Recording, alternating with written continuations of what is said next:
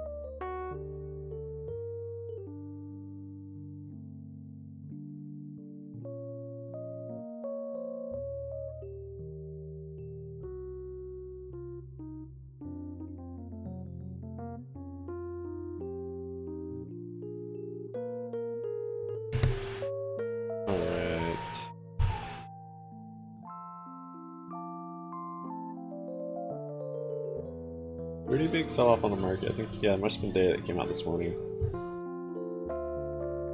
Got 8 o'clock maybe.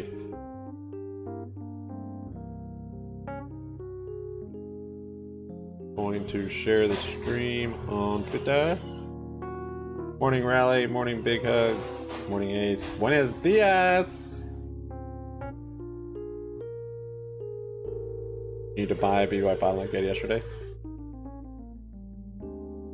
You're looking to purchase more Bed Bath & Beyond shares, sir? At the low of the day for hops? I'm still confused about what's going on. I think I'm figuring it out, but let's see.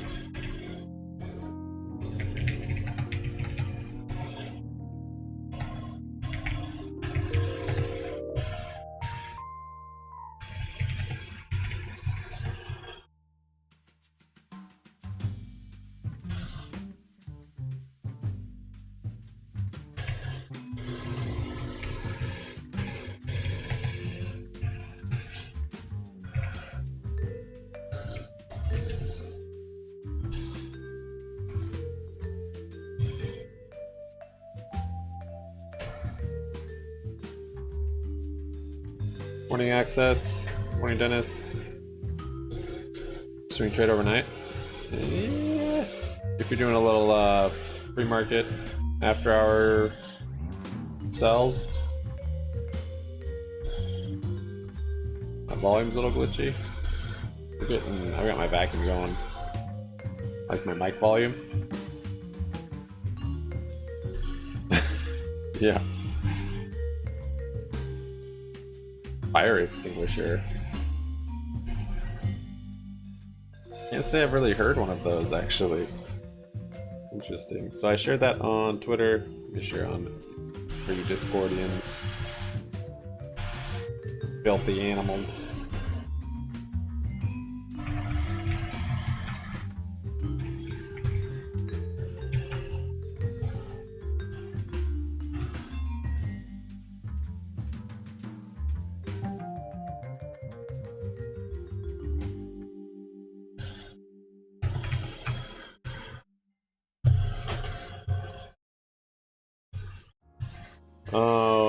Let's see. Is Twitter bot back? No, I don't think so.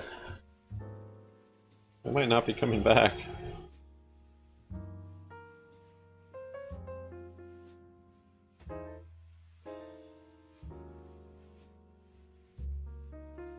So MCOM getting a bit of a jump pre-market. Same with AMC actually. I think AMC is just kind of bouncing from that sell-off of that news. Bed Bath, not so much. Actually negative now pre-market.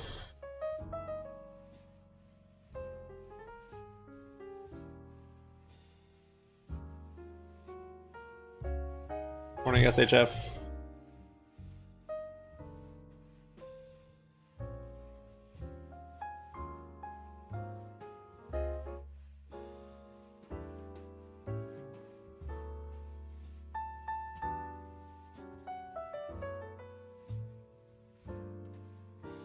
Okay.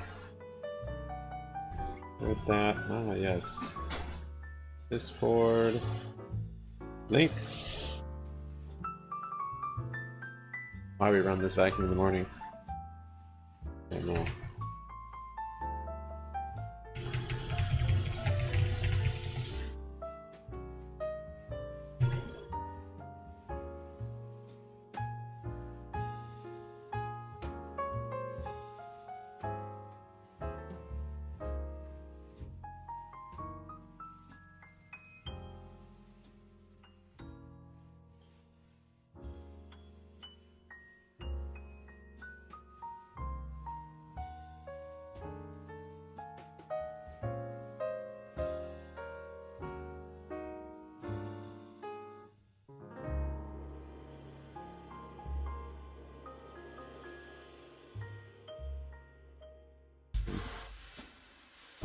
Okay.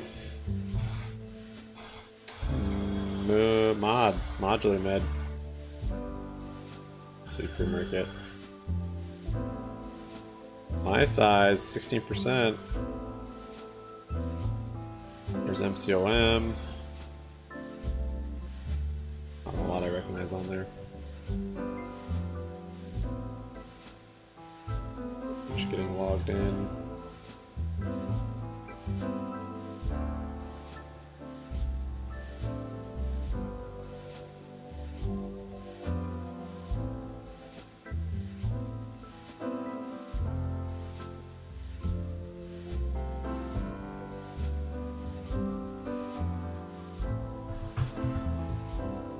Okay, 10 seconds to open.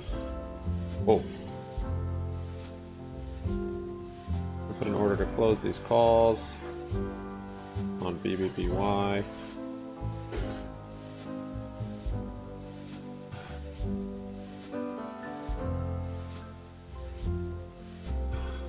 We'll see. We'll see if today we make a new low on BBY or not. Alright, that is the market open. Kind of sold off here from 8 o'clock. Yeah, initial jobless claims. Continuing jobless claims. That was at 8:30 though. Huh. It was right here, so that number probably is not very good.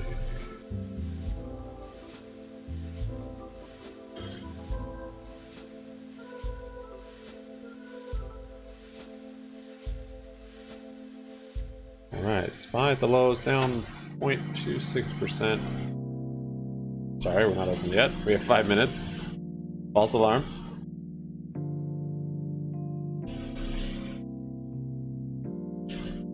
False alarm.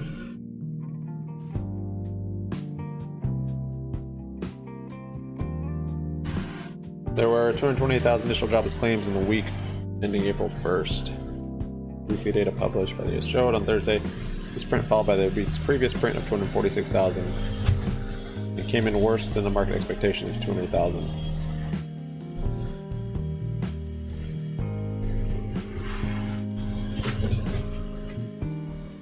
Unemployment rate was 1.3%. I'm gonna pause that thing. We'll wait till the market slows down. Maybe like 1 o'clock. Alright guys. Anyways, further details, let's see. Advanced number, BMX just shared this, I'm just reading it. The advanced number for seasonally adjusted insured unemployment. It was noted 1.3. So it's starting to look like bad news is bad news. No more problems with inflation, no problem with recession. Until it's not. SPY's getting a bounce there. Oil up a bit. I want to. Wow, look at that rally in the dollar. Oh, that was yesterday.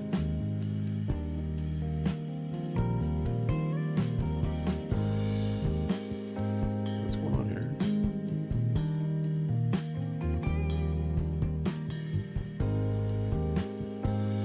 This is always showing. Interesting. That's an update on Weeble, I think. Yeah, DXY. Because this is basically on the futures, I guess. That dollar rip coincides with that drop for sure.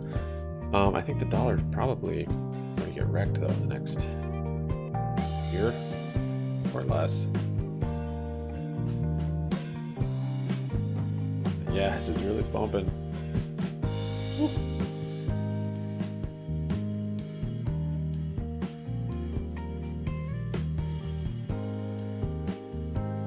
Daily low for BBY. Just gotta wait and see. Yeah. 32. Could make a new low. Quite possible we still make one more new low today. So figure just gotta wait and see. I mean, here it was a pretty easy sign. It like triple bottomed.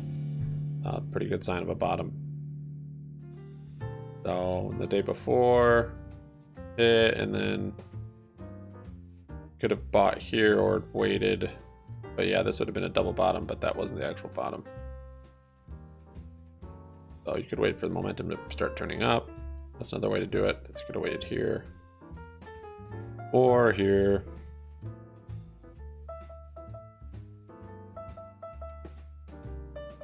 Big sad for SPY.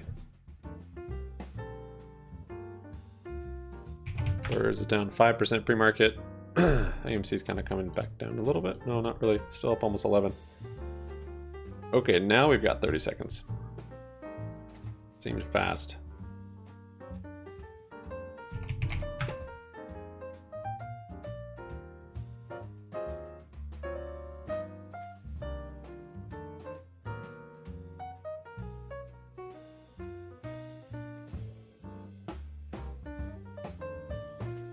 Okay, 1 second. Might get a bell, hopefully not. Okay, didn't get it. Okay, you got it. You got it. Yep, we're on Twitch too. Kakarot. Carrot. See if I can close these BBY calls. Or hops. Buys bouncing up here. Touch. Some levels drawn in here. Still have my short on the micro ES. Thankfully it hasn't been too hard to hold, but well, I guess that's all the data really for this week. I mean tomorrow, but during market hours.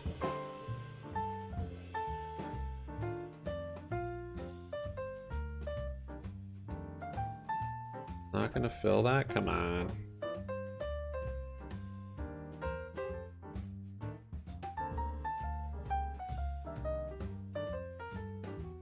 I'll make that to start with. Little something on BBY, get my option to fill. GME flat. AMC coming down some. Got my size up 4%. Up Hugh. Yeah, you heard the bell, sorry. Why'd they upgrade so late? I don't know. I mean, they were maybe waiting for the price to come down a bit too. Not sure. SPY coming down. New low on SPY. Just broke that low.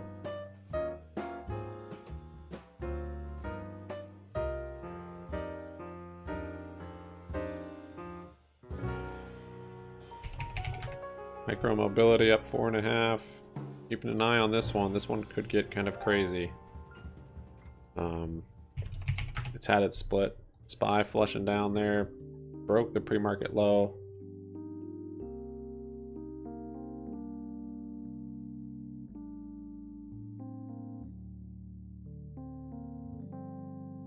Didn't like that jobs data. Apparently.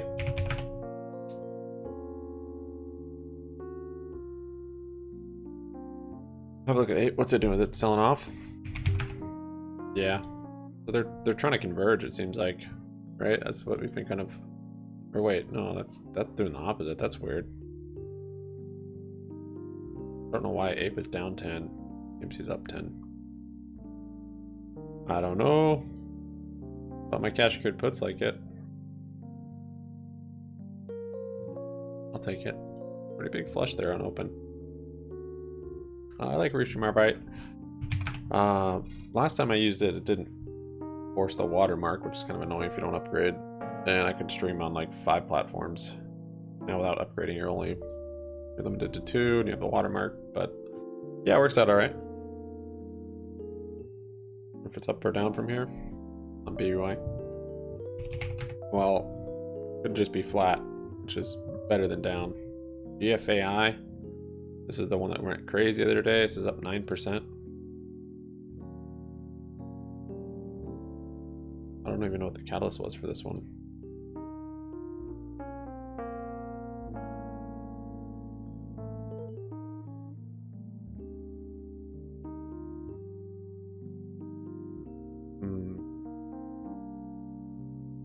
GFAI up 11, 12%.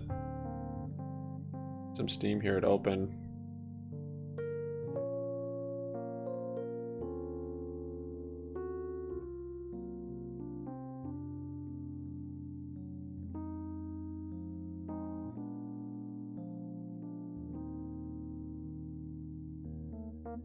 GFAI 15 to 16%.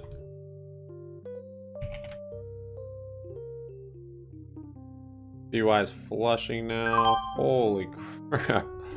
Huge dump on Bed Bath. 8%. Busted yesterday's low with a vengeance. GFAI 20%.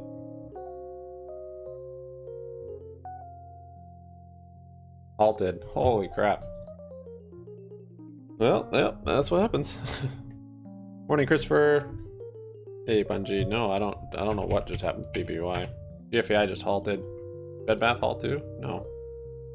This looked like this almost should have halted, honestly. That was crazy. So, yep. There's yesterday's low we just took out. Whoa. Something weird's going on with Bed Bath right now. Huge retrace candle to the upside. What the heck was that?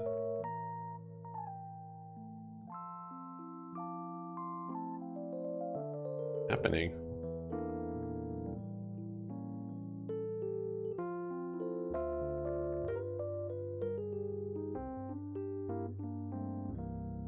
I'm not looking. I mean, it's all volatile. It's crap.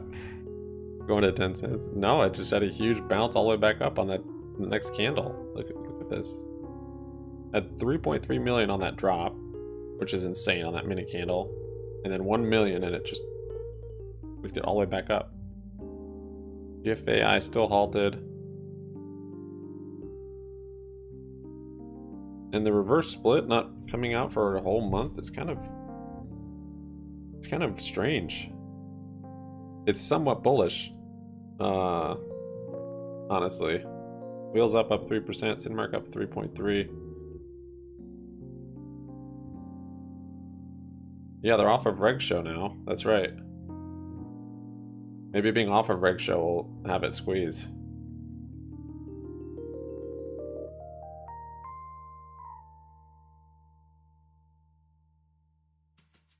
Reg Show stop the squeeze. Yeah, maybe we'll see. AMC is ripping. Wait, where'd it go? 15%. Back up to its weird volatility this morning on these. GME bouncing a bit. I don't know what happened with BBY there.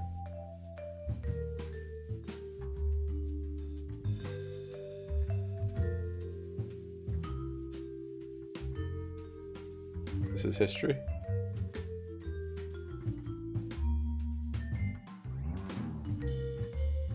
Super crazy.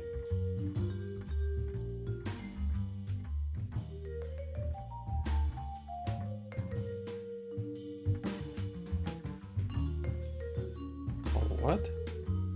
Oh my gosh, look at that. Look at GFAI. I think it resumed and halted down now. Holy crap, the market's broken right now.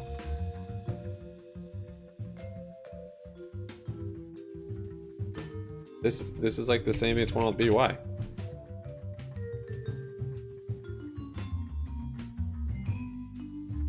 Dude, what is happening? Yeah, that halted down now.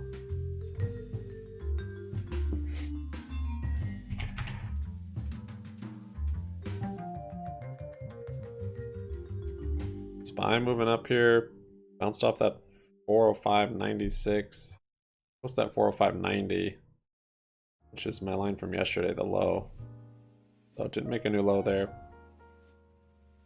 Bed Bath back at the bottom of that candle, down 7%. I was able to get out of my calls for break even.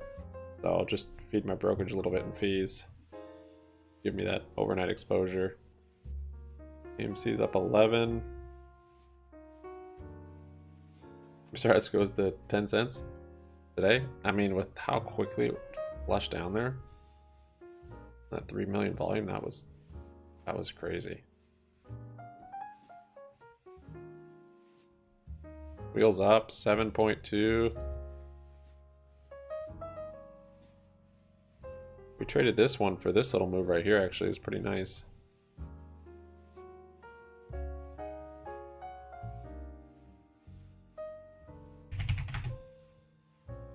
I wish. Might dump my wish. Oh, wait. Wait. AMC's up 12. GME just totally flat. No volume on it.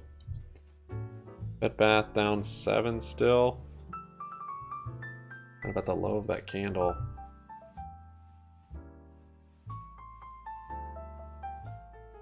Dude. I don't know if we'll hit 10 cents today, but it got down to 31 cents in a hurry.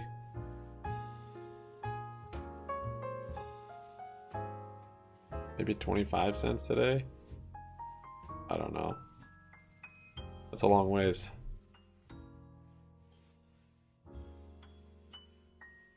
GFAI is resumed. What in the world? Is that a fake candle? Yeah, that was like a fake candle. A big red one. So it never halted down, it just halted up. Up 23%, 24%.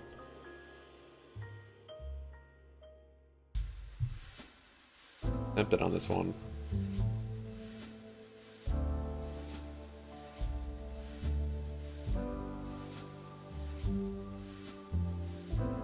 Can't day trade on any of my accounts right now. Actually, I could day trade on here. I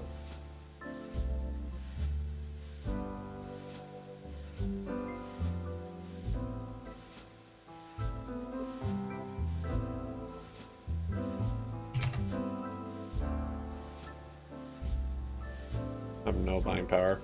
Dang it, it's all in futures. I was trying to buy some of this. GFAI is ripping again, 33%. It's gonna probably get halted again.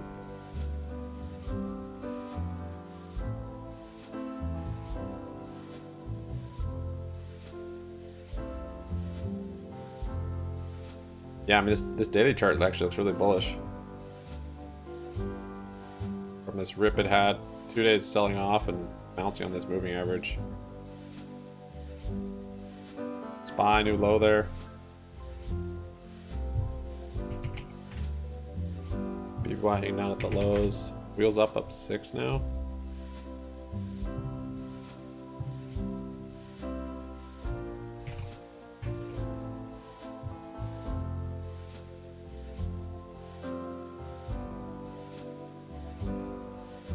Bear up 3.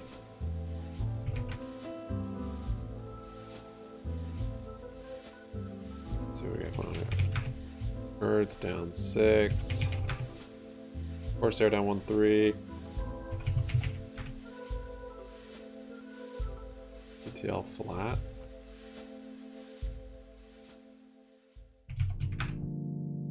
CB down 2 1/4. Is it really though? MU's had a rip up here, up 1.8.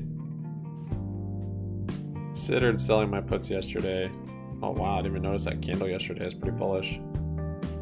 Green hammer candle. Got a lot of time on it. I can hold through a couple bounces.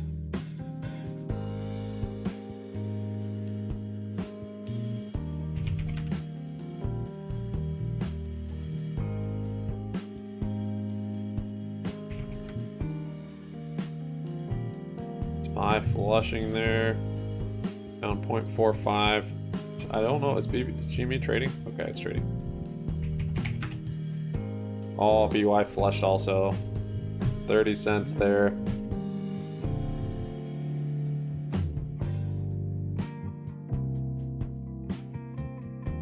FAI holding up 25% or so. ASPI up 14, almost 15.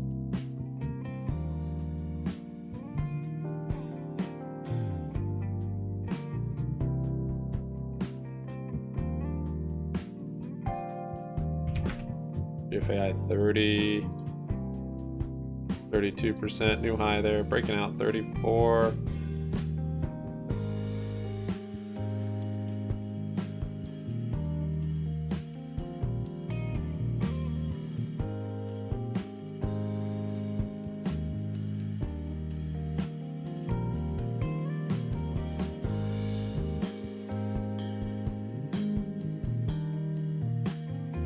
That bath down 9.3, 30 cents, 30, 35.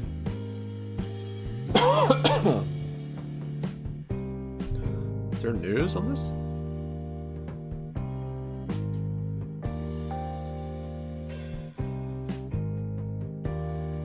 Yeah, May 9th. No new news.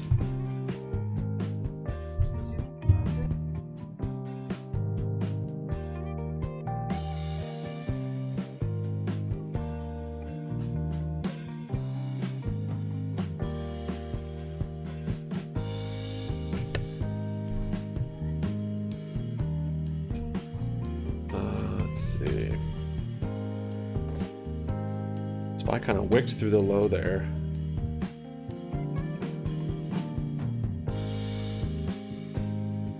Looks like oil's coming down also. Oil's at 70 bucks. GFAI holding 31%.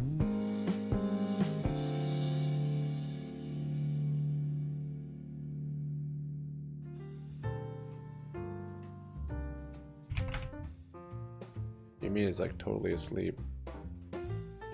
Night night.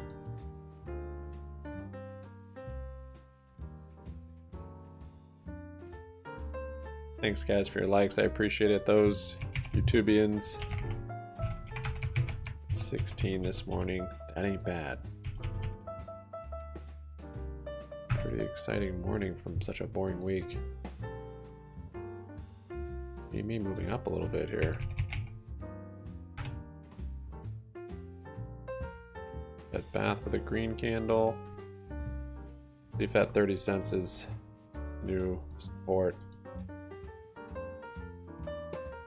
Stick to the half increments.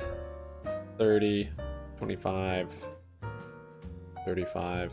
Kind of broke the trend a little bit here because this was like 32 and then 33. Buy moving down more. Excuse me.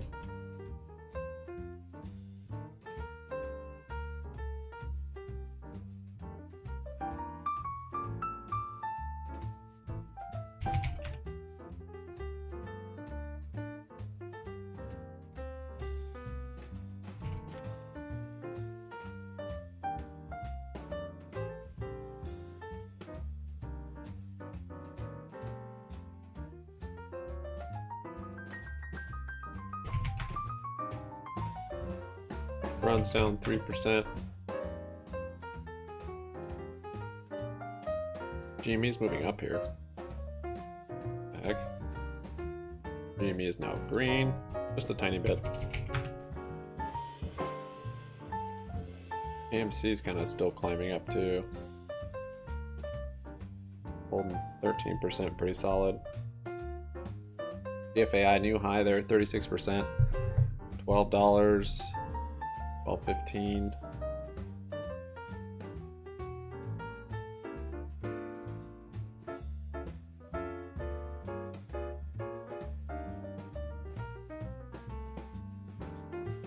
Yeah, I mean this, like I said, this daily chart looks pretty nice, honestly.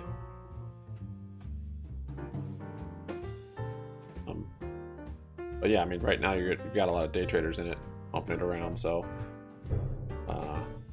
yeah. SPY, just new low there on SPY, flushing down, broke yesterday's low. Now we're getting back down to some levels.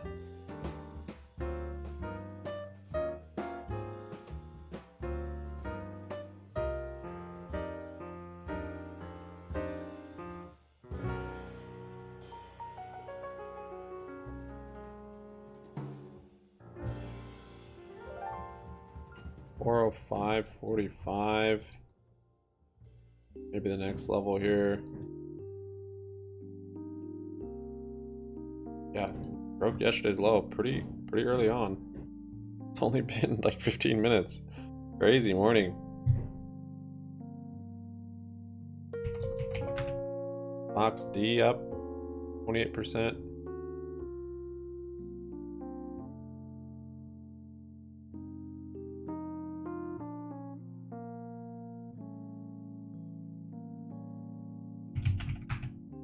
Dude, MCOM again. Did this yesterday too. The pre-market rip and then the dump. This is doing the same thing as BBY. Literally the same thing. And this one just had the reverse split. So similar type of algo or something going on. Both kind of sold off at the same time. Recognize that chart? But this one started with the reverse split and not the share offering that BBY had. It's interesting though, it's getting that same after hours pump and then dump on intraday. Yeah, AMC's up 14. See if it breaks that pre-market high. I think it's going to 15%. GFAI 48%, $13.22. It's gonna get halted again. Yeah, I tried to pick it up. I didn't have any buying power, so it's primed to rally for those reasons. I just wicked down now past yesterday's low. Looks like it's gonna find that as support. It's not been much time at all. Very exciting morning so far. GFAI 50%.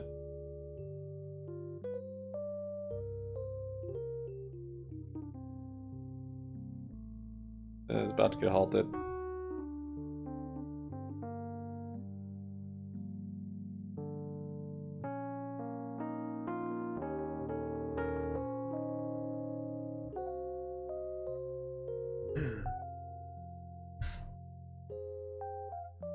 I think this dilution they didn't have any options.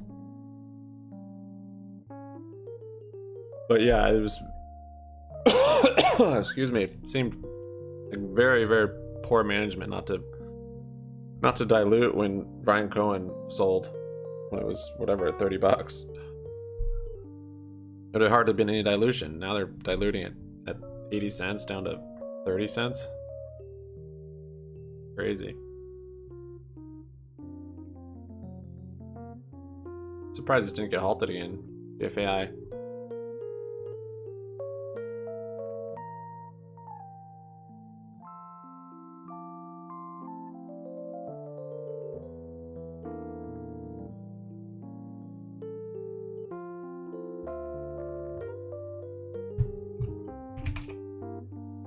I know all the buybacks.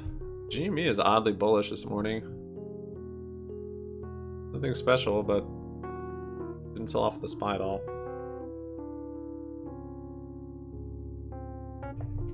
Yeah, the buybacks too was also very stupid, it seems. I mean, that's why Brian Cohen got out of it. But what doesn't make sense about that is in his interview, he'd already known about all the buybacks they were doing when he bought in. I guess they bought back more shares from when he bought in from when he sold, I think, though. There was a spot in there where they bought more. So then that would make sense.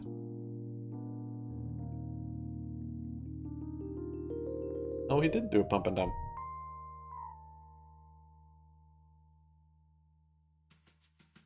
And those accusations have been terminated in the court of law.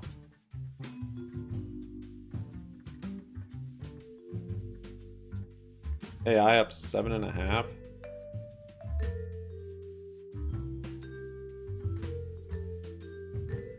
This one started dropping on like a short report, right? Right back down to $20 support here. Buy looking weak again.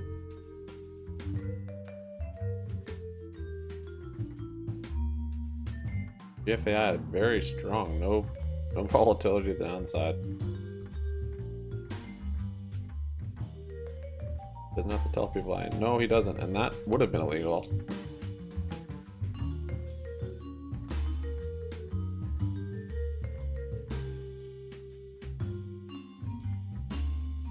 Buy down half, no, 0.43%, but just weak overall since 8 this morning.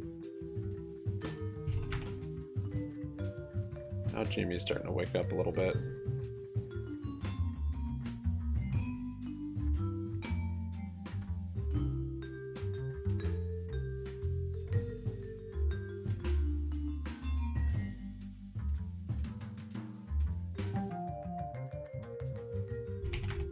New filing came out on BBBY for BlackRock? I didn't see that one. Mo Lava.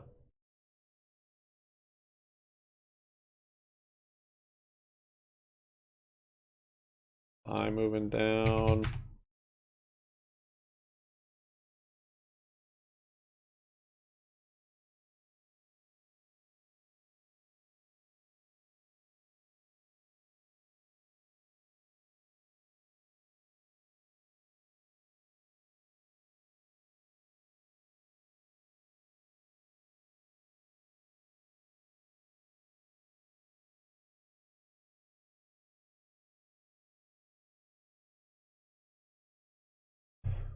I'm just trying to remember what to do with these cash card puts on AMC. Really don't know how this thing runs. Never watch it.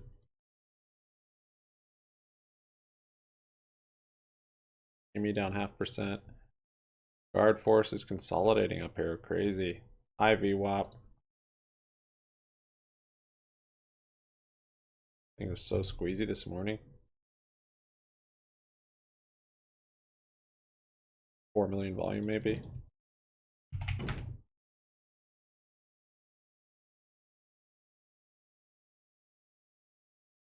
Micron having a bounce.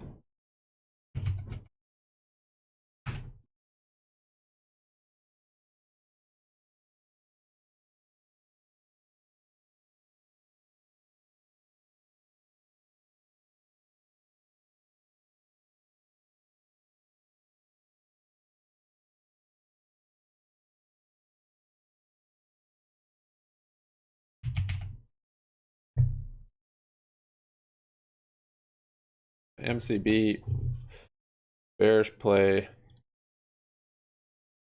Don't have much time on it, so yeah. Oh, but actually the price right here, I'll make more time decay. If it stays here or goes lower past the threshold. Good. I wait. I'm moving down some more. Yeah, consolidating underneath yesterday's low. Pretty weak SPY today.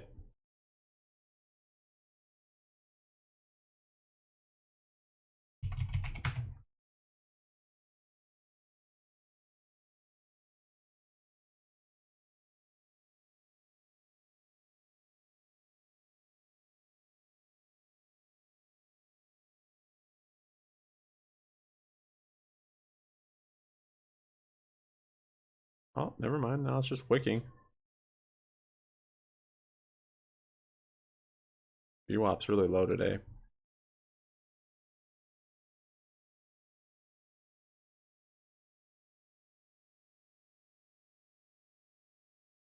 Fed bat down 8.6%.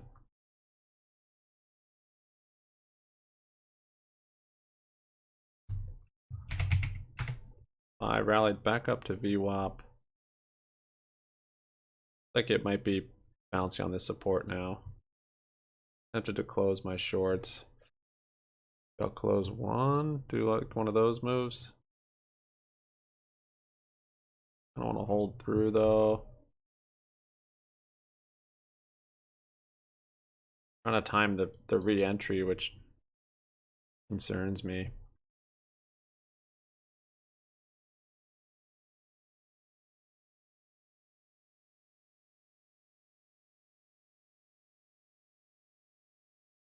Yeah, I won't trade. I'll just hold them. Continue to hold. Wish down 0.5%. Oil made a bounce there. Dollar bouncing up.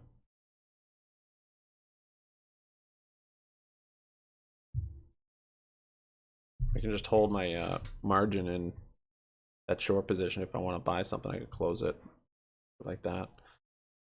AMC is holding up really well, actually, 13.5%. Basically retrace like half of the drop it made from that news.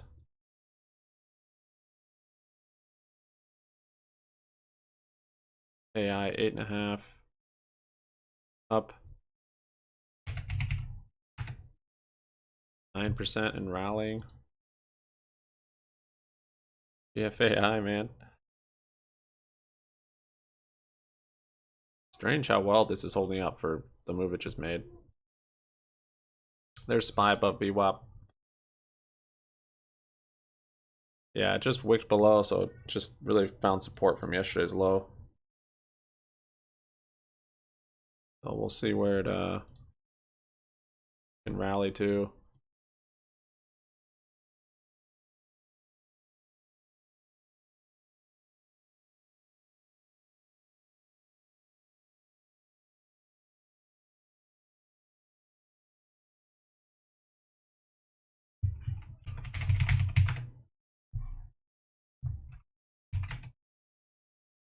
GME a little bit green still. I don't know what's going on with GameStop this morning. No volume and just so flat. Still hanging out below that trend line. If it pops up above that, might be a pretty big pop. SPY, big green candle there.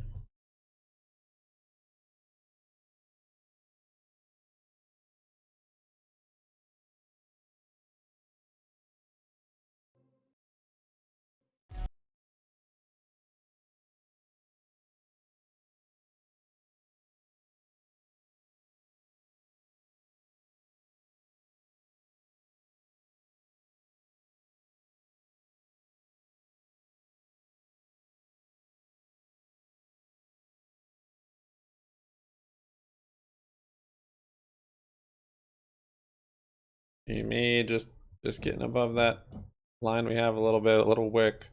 We'll see if it rejects here or not.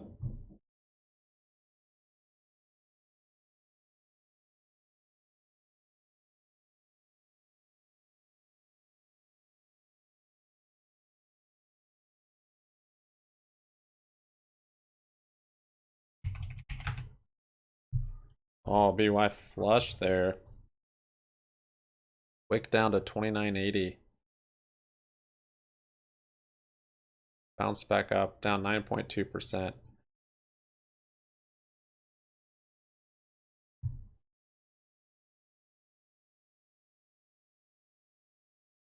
I's got that gap to fill up at 407.56, which was where it closed yesterday.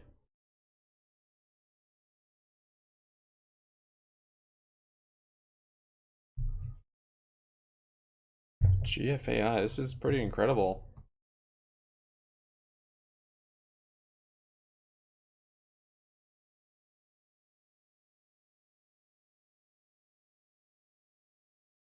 What was the catalyst on this one the first time?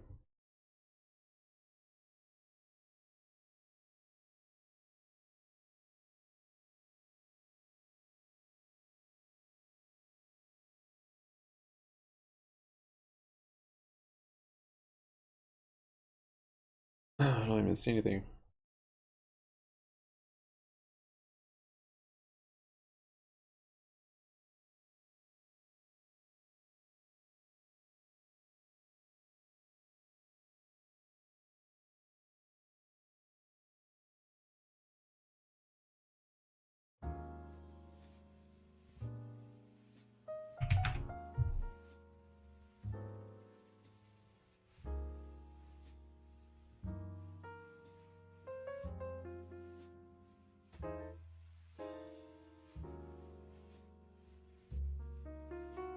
Is it something wrong with the stream?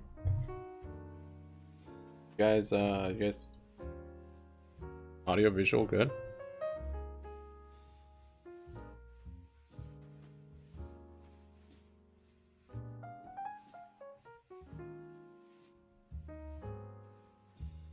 I just kind of wicking back down.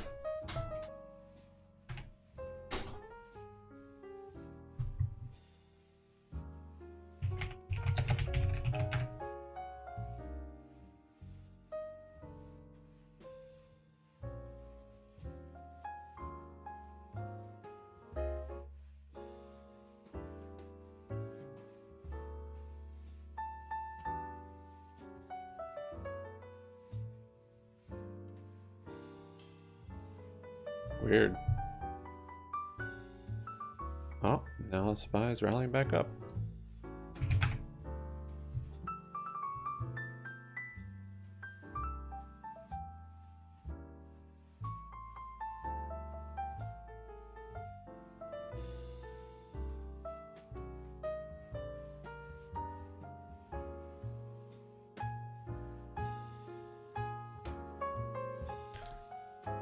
Well, thinking about it, I don't know if I should hold through the data tomorrow. Maybe should close today. So, maybe on a low. Maybe if we retest down here, I'll close.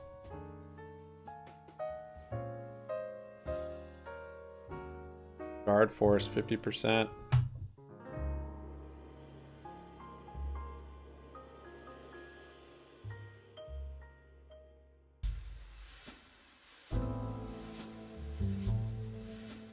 %, 55, breaking out.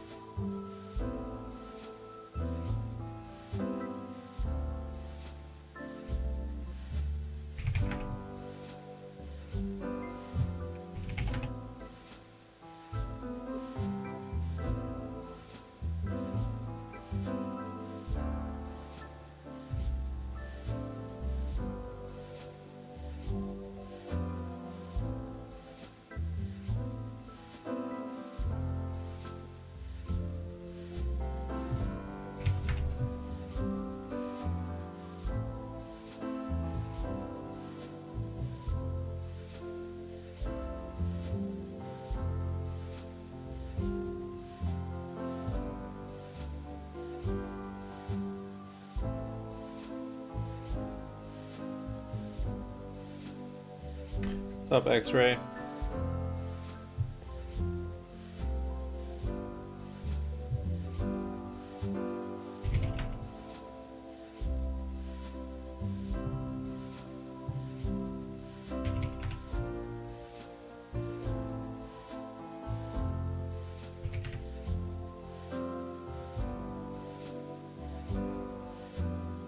GFAI 52%. The consolidation, the way this thing is holding up, is very impressive. AMC consolidating there at 12.5. AI is still up at the highs.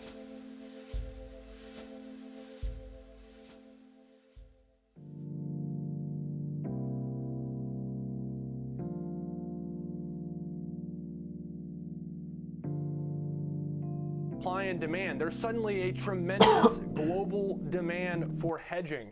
Okay, is everyone worried about nothing, or is everyone kind of worried about something? And whether or not that something comes to fruition, only time will tell. You just have to take the information and assess it. The market is saying there's deflationary forces coming, not inflationary forces. So the Fed talks about fighting inflation. Well, the market's saying that's not a problem anymore. Not to say that it isn't a problem, but that there's things that are going to solve that problem for you. There's a bigger problem, arguably, the market's thinking. Right, and that's much scarier. If you look at deflationary dollar shortage times, those are your great financial crisis kind of moments. Not to say that that's what this is or it's going to be anything like it. Sure. But when you start seeing bank failures, when you start seeing stress in the euro dollars, that's shortage of dollars. That's not inflation that's causing this. It might all be a function of the same thing. It might be because interest rates have moved tremendously or whatever is the root cause to that. But when you're looking at the information, even OPEC, for example, just cut is bringing supply down, right? They really thought China's reopening was going to be so strong. They wouldn't do that. Sure. It's demand is the issue right now, not supply. Tomorrow, real fast, from a trader perspective, it brings us to a kind of confusing point because a few months ago it would have been pretty obvious. If employment number comes in real strong, yields go up, stocks go down. That was basically the very reliable relationship. But now, as we've seen, the employment numbers come in soft this week and stocks going down.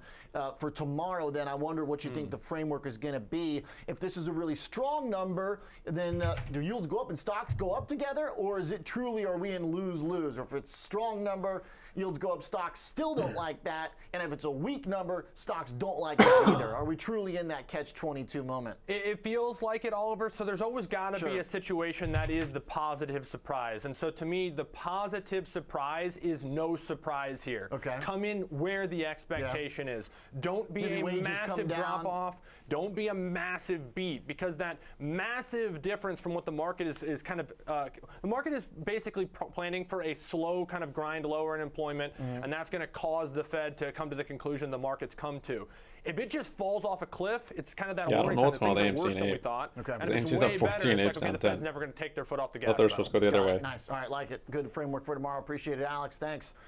Okay, going to be fun because the market's closed. So we'll be watching futures. Moving up more here. And I'll be on Twitter doing some live response when the number comes out in the AM GFAI just Let's so bring strong. in Kevin Green joining us, our senior markets correspondent. Let's GME get back to some just stocks. above Let's that talk line. FedEx, We'll something see. that's working right now. Almost back to a year high after they announced the restructuring details. Yeah, definitely. We are seeing green on the screen when it comes to FedEx. Yesterday, they announced at their Drive event that they're going to be consolidating some of their business segments into FedEx Express. With the SPY. Obviously here. So they're trying to really focus it on just the broke that cost-cutting technical level, measures, trying to streamline their business, trying to find some synergies that they could be able to reduce some cost here. And they are expecting that the cost-cutting measures will amount to around $4 billion in permanent costs by 2025 here. And we also see Raymond James upgrading something going with the stream the last like half hour with a new price target of $285 here. Weird. And they are once again kind of seeing the same type of tune huge drop off in viewers. FedEx is being a little bit more transparent. They're showing their opportunities here to be able to obviously mitigate costs, which would actually increase margins and SPY ripping there, earnings, if you will, also improving free cash flow here. They also are very bullish when it comes to management's decision to be able to change directions for this company. I think a lot of investors investors have been waiting for this adjustment to come, and now it's 15%. starting to actually come to fruition here. So they are very bullish on that name. And one thing that's also kind of interesting right now, it's still trading at about a 12.62 forward PE. Now that's actually at the lower end of the range. Usually it trades at an average at around 15.5 to 16. So this price target of 285 would bring it up to a 15.5 multiple. So there is some fundamental reasons why you can make the case that the stock could continue to run to the upside here. I think, Oliver, the biggest factor is going to be obviously an economic slowdown, not only here domestically, but internationally. If we do see that slowdown, which is what has been impacting them as of late, that could potentially stall some of this momentum that the stock has seen for the last couple of days. Okay. The momentum has been really impressive as we are just $10 away, roughly, about 15, from the one-year high for FedEx. Still down from $300 plus during kind of the COVID height of e-commerce mania. But does this strength the last 6 months suggest maybe the stock can kind of grind its way back on a fundamental earnings profit basis rather than like having to achieve COVID level valuations again? So maybe it's just a slower but steadier path, perhaps? Definitely, yes. I mean, if you take into account the cost savings for 2025 alone, Oliver, that's going to boost up their bottom line fairly significantly here. We are seeing them trade up to around that $240 level, which would be an area of resistance from a technical standpoint. But I think the market, one, is really trying to find stocks that could have future growth opportunities and be able to weather the storm. And then two, we are seeing industrials really kind of, hang in there amidst all of this volatility. There's a lot of industrial stocks that could benefit from some of the Inflation Reduction Acts and some of the other, infrastructure bills that have been put through Congress that'll obviously have a little bit of an impact for them on a longer term basis. So you could also make the case that not only from a BBBY popping off for this company, hey, you can see a continued move to the upside, but you also could have that indexing type of reaction as well, where all, rising tides lift all boats, where industrials itself could actually outperform. That could also drive some of this movement to the upside. I don't think we can trade that here, man. We also just have to keep in mind the economic landscape is very uncertain, as you and Alex were just talking about here. So it could have an immediate impact to the downside. But if you are an investor that's looking out 1 year, 2 years, or even 3 years out, this might be an opportunity that you feel is at a value at this point in time. Okay.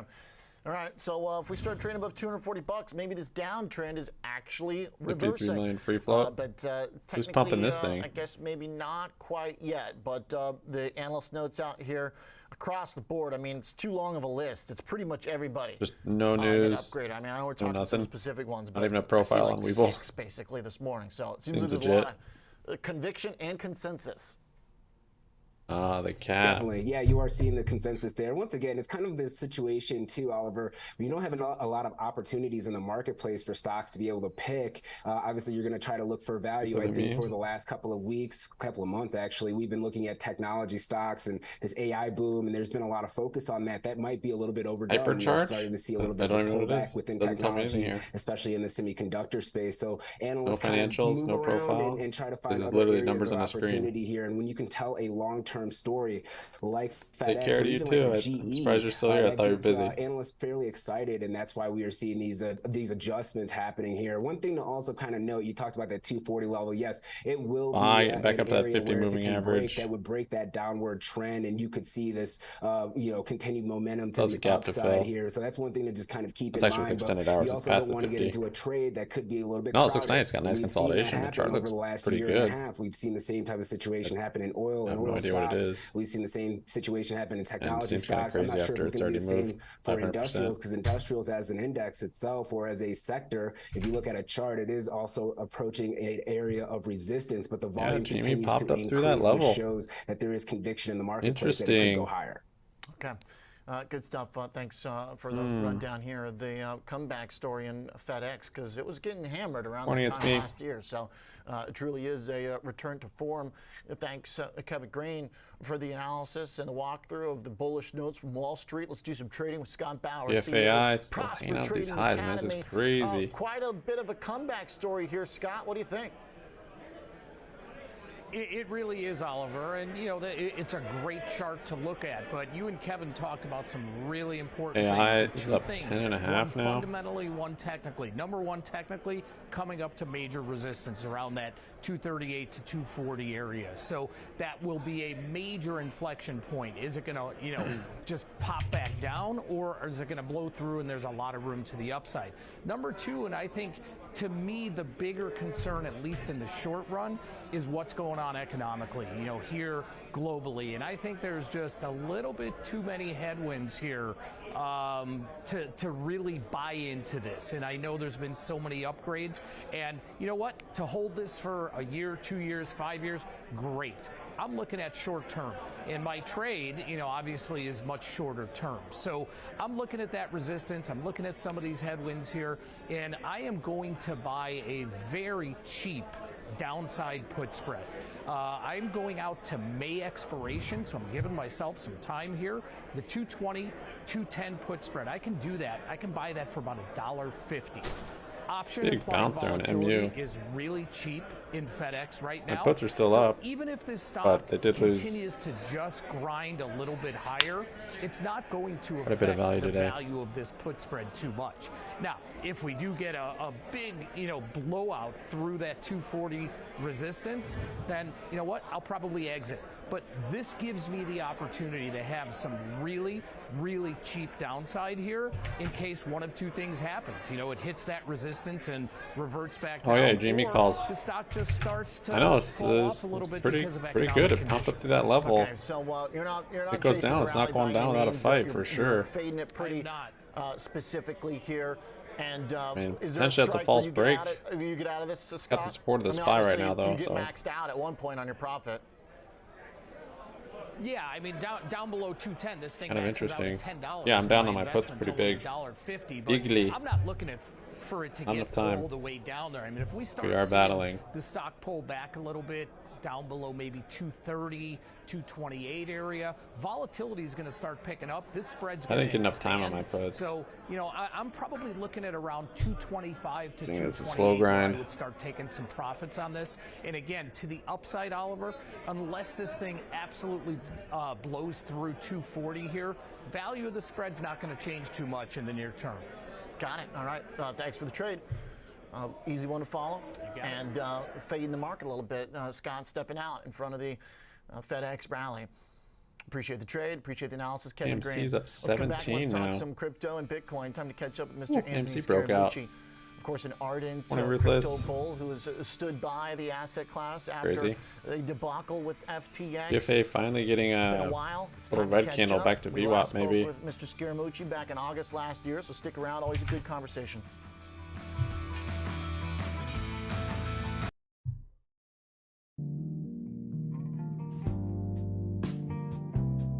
Yeah, I don't know. You mean he's lifting AMC or not? I mean, SPY was moving up there too. The pop was from this technical level, and we were watching it. It was like exploded through that level. It's a pretty serious support. So resistance.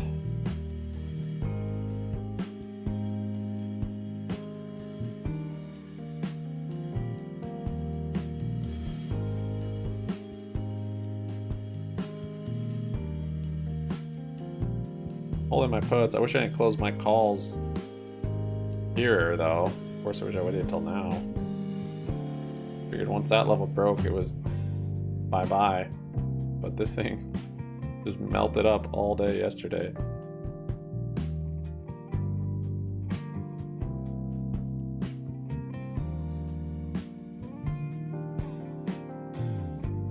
MC almost 17%.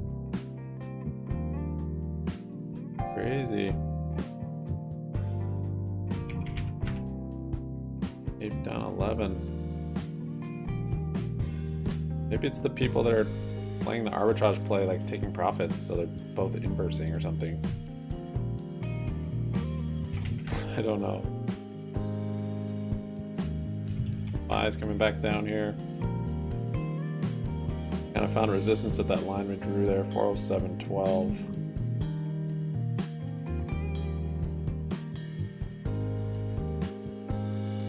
Whoa, dollar dumped there.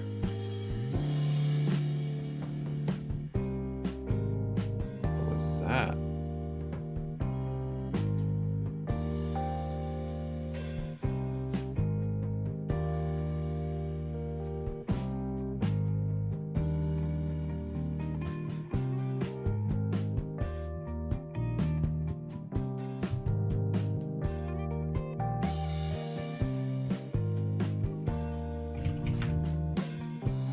Still wanting some,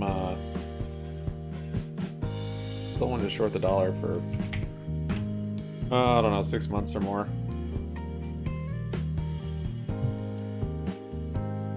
Rivals up 5%.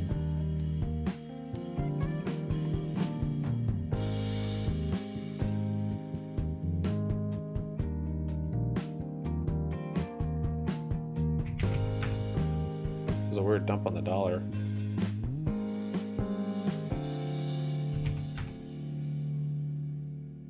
RIP dollar. Not Ripperoni, RIP. Big red candle on the dollar.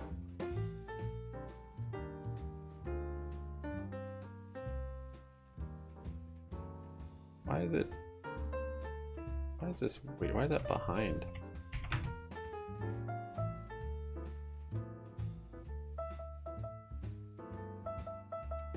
And UUP is not down. This thing might be broken. Is this is saying 1010 also. The time on the bottom it's 1010. It's not updated.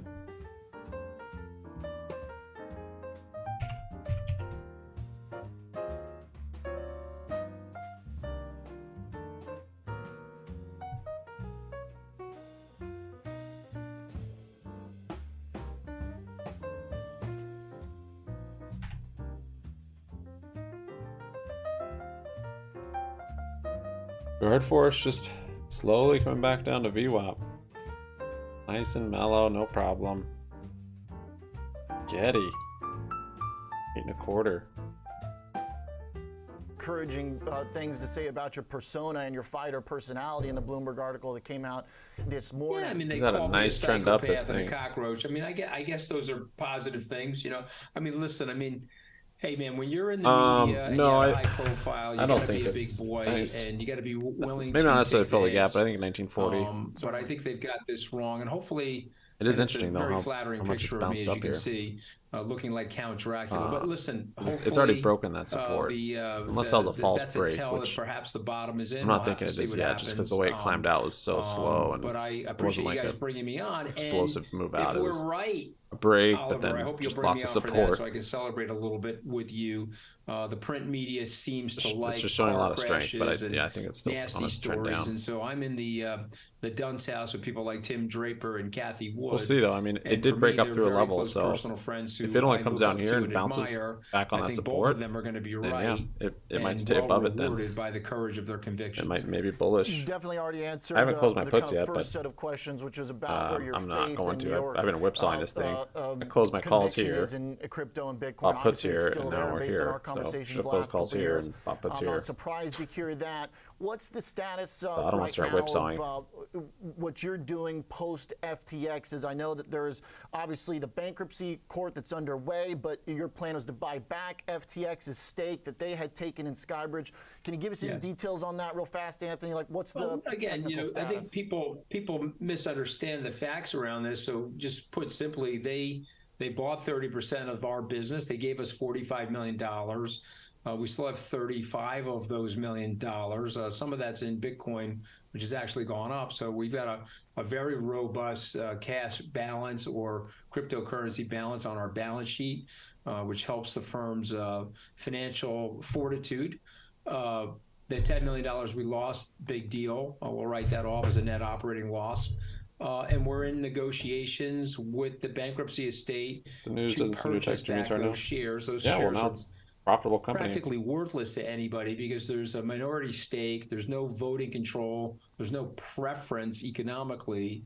And then, of course, the last piece is That's up we have right 1.4. to block any transaction. So oddly strong today. I'm hoping we'll get that done. Is it a year away? AMC Is up it 6 months 17. away? Very hard to tell with these bankruptcy proceedings. I don't want to be overly cynical, but when the meter is running for these lawyers, there's a tendency to just let the meter run, and I get that. And we're patient guys, and so we'll eventually buy it back. But it's had absolutely no impact on our business. And I think it speaks, frankly, to our caution. Well, we had the opportunity to sell 100% of the business to Sam and FTX, and we elected not to do that. That's a practice gradualism. GME moving up there. From years of ups and downs, trials and tribulations on Wall Street. And thankfully, we didn't sell him more of it. We see Sam today for and the what fact he that this is, just wick down here is kind of bullish. But then today even opened down here. Sam was on the cover of Forbes magazine. He was on the cover of Fortune. The other indicators, everything's still bullish on it. He was, it was just that support is what I was playing. The political establishment in Washington. And of course, he had 25 of the largest venture capitalists and sovereign wealth funds as investors in FTX. And he had a great relationship with the NBA and Major League Baseball. So we revised it today. And obviously, we like blaming victims of fraud. And so we put up a list of people that were in Theranos. They're obviously dunces for being there. And we are all dunces for having relationships with Sam. But I think that's a big lesson for the viewing public. People can get frauded. Good frauds are but it's supposed to be inverse because they're supposed to match. I've had two actually in my career. Ape is supposed to come up to AMC and AMC is supposed to come down. So I don't know why they're that lawsuit. We won I don't know why they're doing this. For our investors, but they very lied on their strange. financials. Almost 20% on AMC. The Sam Bankman-Fried situation, but in 35 years on Wall Street, and the news apparently was really bad because it's dumped places were on it, and now it's just ripping. I think we've been pretty lucky, frankly, that we've avoided some of the big messes out there. Hey, maybe there was a filing. Let's see. From my personal standpoint of observing filing of someone selling. And knowing that was an hour ago. 4 filing shows Himanshu Gulati sold a combined 8.285 million shares into Ape units at an average price of $189. That you were in, from regulators to the media world that all basically were duped by him, speaks to the real power of what that alleged scam was. To me, Anthony, the thing that still puts me in the cynic camp for crypto is not so much about the participants or the leaders who are the frauds, but to me it looks like the asset class itself, the actual security or commodity of whatever you want to call what Bitcoin is the problem in my mind, where we have now substantial evidence for 2 years that the thing does much worse than gold in preserving its value during inflationary what times. You're on about that Decor, was one but big claim that it was going to be digital Make sure gold. you hit the thumbs up. How has that not been disproven by the charts? 22 likes. Thanks, and guys. See in this banking panic, it trade with the 30-day correlation of 0.9 with the NASDAQ. How, as an investor, can you not look at that and see it as an asset class fraud, regardless of who's behind it? Yeah, they did. Listen, I think it's a good question. And I guess the only thing I would say to you is if you zoom out a little bit and take a look at the this is just a sign of maybe the overreaction from the sell-off. It's arguably been one of the best every reaction is an overreaction. History. If you had 1 penny in Bitcoin over that period of time and 99 cents in cash, you outperformed everything, every mix of assets, every endowment, every hedge fund, et cetera. So you have to zoom out on Bitcoin. MCB getting a pretty big rally here. I have not said that Bitcoin is a store of value or an inflation hedge or it is digital gold. I have said that it could become digital gold, but what it really is an emerging technology. And I just want to frame it for you so you can have a little bit of perspective. In 1903, we figured out how to fly. The Wright brothers took off at Kitty Hawk. 14 years later, or 15 years now, is 1918. There were many cynics that said there would be no application for commercial aviation ever, period, the end. They couldn't see the future and the exponential growth and development. And so what's happening right now is the applications for Bitcoin, the Lightning Network, the adoption of Bitcoin, the classic crisis of the underbanked, not here in the United States, but around the world, is increasing the demand for Bitcoin, and very smart regulators, the ones in Abu Dhabi and in the UAE and Dubai, and frankly in Hong Kong now, they're going to allow for cryptocurrency licenses. The UK is open for business. They obviously misfired on the Brexit, and they want to return London to be one of the pillars of the financial 20% world, on and so they're AMC. going to be sourcing and having fair GME is up regulation there for 1.6. Bitcoin. And so, yes, I hear you. If you look at short snippets of time, particularly the last year, Bitcoin has been a disaster. But I'll take you back to the year 2000. I watched Amazon ride down from 116 to 8. Barron's put out a newspaper magazine, Amazon.bomb. The age of this internet retailer is now over. I had friends of mine, contemporaries of mine, that swore off technology stocks for their lifetimes. And over that ensuing 23-year period of time, they missed the greatest investment asset class in U.S. history. And of course, Jeff Bezos shot himself into outer space in his own rocket. And I think on a secondary trip, he took Captain Kirk with him. So I think people need to have perspective, and they have to look at this over long periods of time. It's funny when you hear it said like that. Bitcoin's going to have a halving cycle Jeff coming up Bezos again. shot himself into space with his own rocket. You've had a the second time he took bear Captain market Kirk with in him. Bitcoin. You get one every 4 years, and then you get 3 years of building. But of course, the bear market this time That's friggin' is awesome. roughly where the high was. Even Tol's chart still looks time. really nice to me. And so I like Really the odds of grind up on Bitcoin, that and I like moving the average. future adoption. But don't just go by me. Blackstone has a Bitcoin trust now. Fidelity is offering Bitcoin to its 401k investors. There's $7 trillion there. So it's not just me. The ours goes through April be well. Very smart, large group of people that see the future here. I'm not sure. I don't know. Rally. Mind-boggling in a way to I'm hear confused you by it. I've been reference confused by it ever halving since they did that cycles tricky little instead of move. economic cycles as a guy who made his career investing. Oh yeah, Ace. The economic cycles. Hey, I already read the whole does article before you not posted determine it. which, I'm familiar with asset classes Acon or whatever survive that. and what is I can't say their quality. name. Bitcoin's Aon or A1. entirety of its existence before now was it's a pretty easing cool, cycle. I mean, pretty cool yacht obviously maker. understand the importance of Cat testing it during builder. a tightening cycle. We just started what is a very traditional other half of an economic cycle. How will you assess its viability throughout this cycle? I like the hydrogen Is there storage anything for energy that could on happen that that would cause you to either change the view of what Bitcoin is, moving up here more. or generally, Looks like it probably wants to fill how that gap to from a 407. traditional investing standpoint, will this cycle inform your view as we see what it does for the first time pretty much ever in its flat here at history 30 cents. during an economic period of tightening? Yeah, listen, it's a very good question. I am not a religious figure in Bitcoin. I'm not a Bitcoin fanatic or Big volume this Bitcoin morning on cultist or Bitcoin maximalist. I'm an objective investor.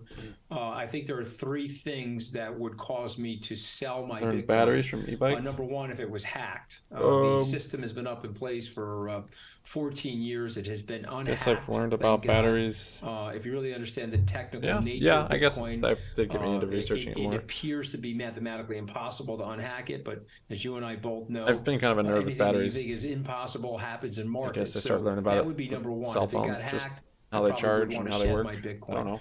Number two, if the U.S. Figuring out how government decides that preserve it's going battery to life. completely disavow Bitcoin and make The different it types illegal, of batteries. which effectively would be a property seizure akin to Hey, what trader. they did on April 5th, Sold all your calls? 1933, when they told people in the United States they could no longer own gold.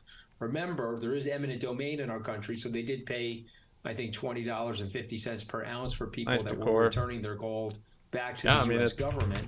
Looks like it's in If this they did kind of something like that, again, I think it's channel. unlikely. It There's broke not a lot of yesterday. precedent for it. Broke that That support would cause yesterday, me but to blow out the wicked all the way position. out of there. So But I think the third thing, which is I'm not sure. Unlikely to happen in the Support, I near guess, term, doesn't but matter. we had a Now we're back price over that shock support. upward in Bitcoin, where it traded aggressively into the $100,000-$300,000 zone. When I switch from puts to we would calls, we certainly only be got cutting back on our position. But where we are right now, I like. I mean, the today's kind of dynamics. throwing me You off a mentioned little the bit, but rising rate 1940, cycle. I'd look. Bitcoin's up I look 70% for the this year. If you take price Bitcoin action TA from to signify some sort of bottom. let's call it November of 2020 to today, through that period of time and through the difficulty that the stock market faced last year, kind of it's up about 70%. So again, I like the odds. I like the position. We even had an engulfing candle back here. Appropriately. So I was holding a lot of weight on wrong, that support, and then that broke. So I've been humbled by life and markets, Oliver. So Sure. Anything can happen. I think we're well positioned. Time will I'm tell just if thinking we're descending correct. channel here. Okay. But again, I don't want to sound overconfident. But Still with this being as a things are going support, well this year, and trading back and forth I think the beginning of the year typically bodes well for the end. We'll have to see if we're right on that again this year. The list of things that would cause you to get out of Bitcoin. No price movement to the downside. That makes it sound like you'd be willing to ride this thing to zero. That kind of does sound like a religious position, Anthony.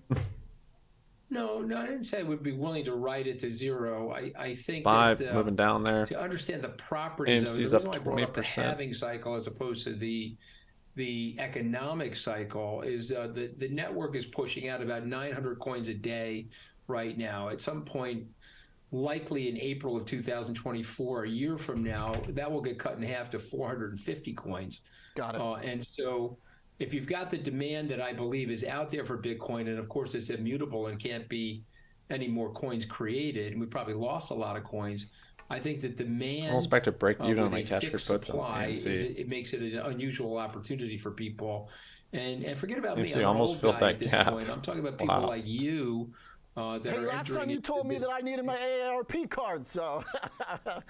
Yeah, I did, because I don't know. I think you were picking on me, so I had to fire a few shots back at you. Okay. But you're a lot younger than me, and your generation will own a lot more Bitcoin than they own gold. My generation thoughts? owns gold. New lows, despises just like Bitcoin, yesterday. thinks it's a We're at all-time lows. The Bed Bath decentralized Beyond, Ponzi 30 scheme and a cents. pet Nice rock even, and all that other stuff. even change. But down deep, they know that that's not the case. Right. They know that Might there's see a pretty hard New technical even asset. lower lows today. It's still And very I think- early. It's I only think the been an network's gonna hour. grow. A lot of I think action this people that morning are with invested GFAI in it and are stuff. gonna be rewarded, and I think you would be smart to get off at zero. So, Oliver. You don't have to own a lot of it, but you should still probably own kind a of little bit of it. Just rounding so that bottom you of don't miss sorts. the opportunity. The steepness I of the appreciate it, curve Anthony. has Always, slowed down. like the transparency. But now, thanks for sticking around for the long today Good to be looks here like as we're always. just Thank you, man. not Thank you very rounding much. Anthony's as good much founder, anymore. managing Unless partner, we get a big Skybridge rally Capital. before All right, today. let's talk some charts when we come back. We got some more what bullish I mean? analyst notes to get through as I the don't know how to market just draw tries on to this firm up thing, this but- morning.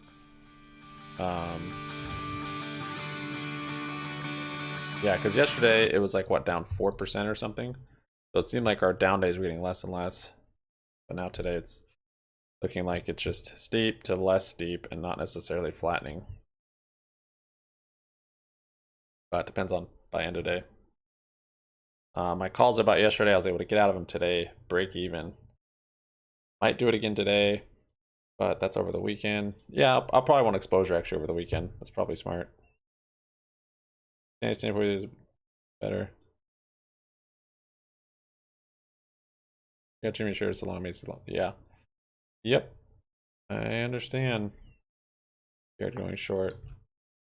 SPY moving down there. Jimmy getting a little red candle. GFAI bounced on VWAP. We actually started watching this. If you guys weren't here this morning, we started watching this. It was up like 8%. We just watched it up like 10%, and then it halted. I tried to buy it when it resumed up here, but realized I don't have buying power. So, but this thing's holding up very nice, very strong. It had a big rally the other day. So I don't know what's going on with it. I don't know the catalyst or anything about it, but it's surprisingly strong. AMC also, it's crazy. $5 wall, yeah. 49.50. Yeah, if it hits 5, that'll be that gap fill.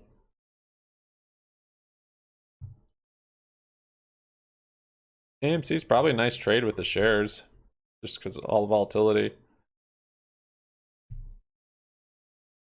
Options are expensive, so maybe spreads. Like, look at this, engulfing candle on the daily, and then huge drop straight after. This was hard to read just because that was a news deal.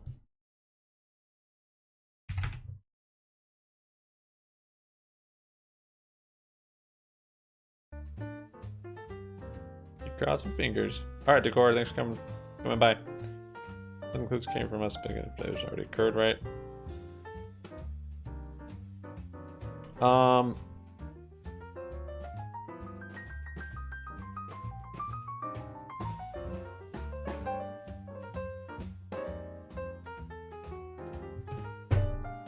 Yeah, well, yeah, no, I think they have been diluting on Bed Bath.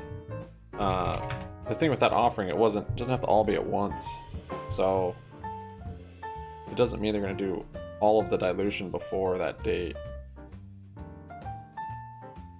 If there weren't enough shares, which I haven't checked the treasury shares are outstanding or whatever, but according to Bullions and others, there weren't enough shares to even offer shares to raise the amount of money they were trying to. So I'm presuming this has all been share offering and raising capital, but they're not going to be able to raise all of it before they split. So, and that's what their filing says. They can sell when they want, at any time, and it's doesn't have to all have to happen right now. It doesn't all have to happen later. It can happen whenever.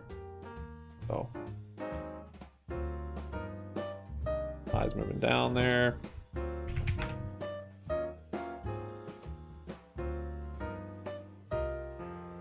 But yeah, I think there has been dilution, and I guess they can't finish though before the split, maybe.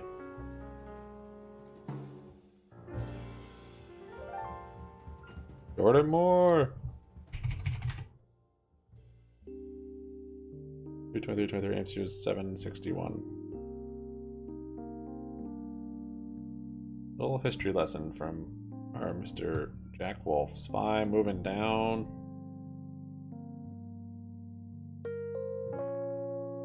Big flush on SPY. Still kind of don't have news. What's going on?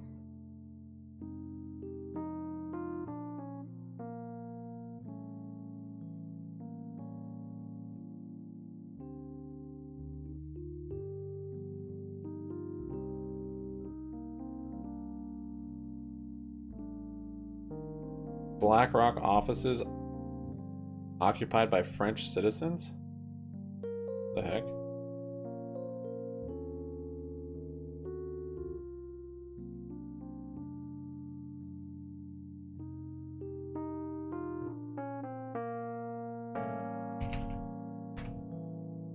What's going on there? GME's getting a little red candle. SPY, pretty big flush down.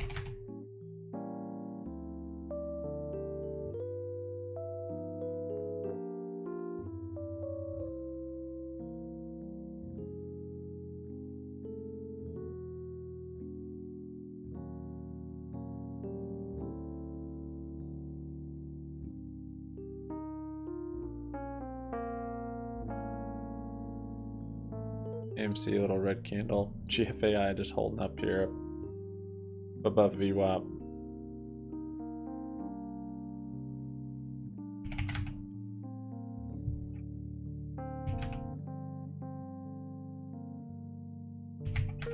SPY dip below VWAP there. It's climbing back up a little bit.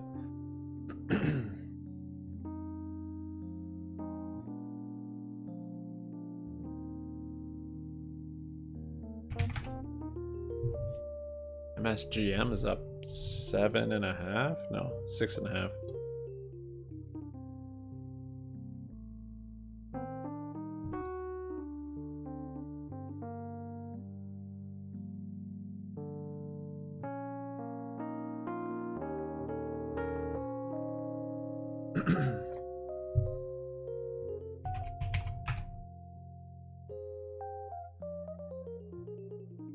Wish is actually green. Noise. Leave it tall. Still looks good to me. Hasn't had a big move yet. This was pretty good, but ain't something crazy like this yet. Hoping it's still coming.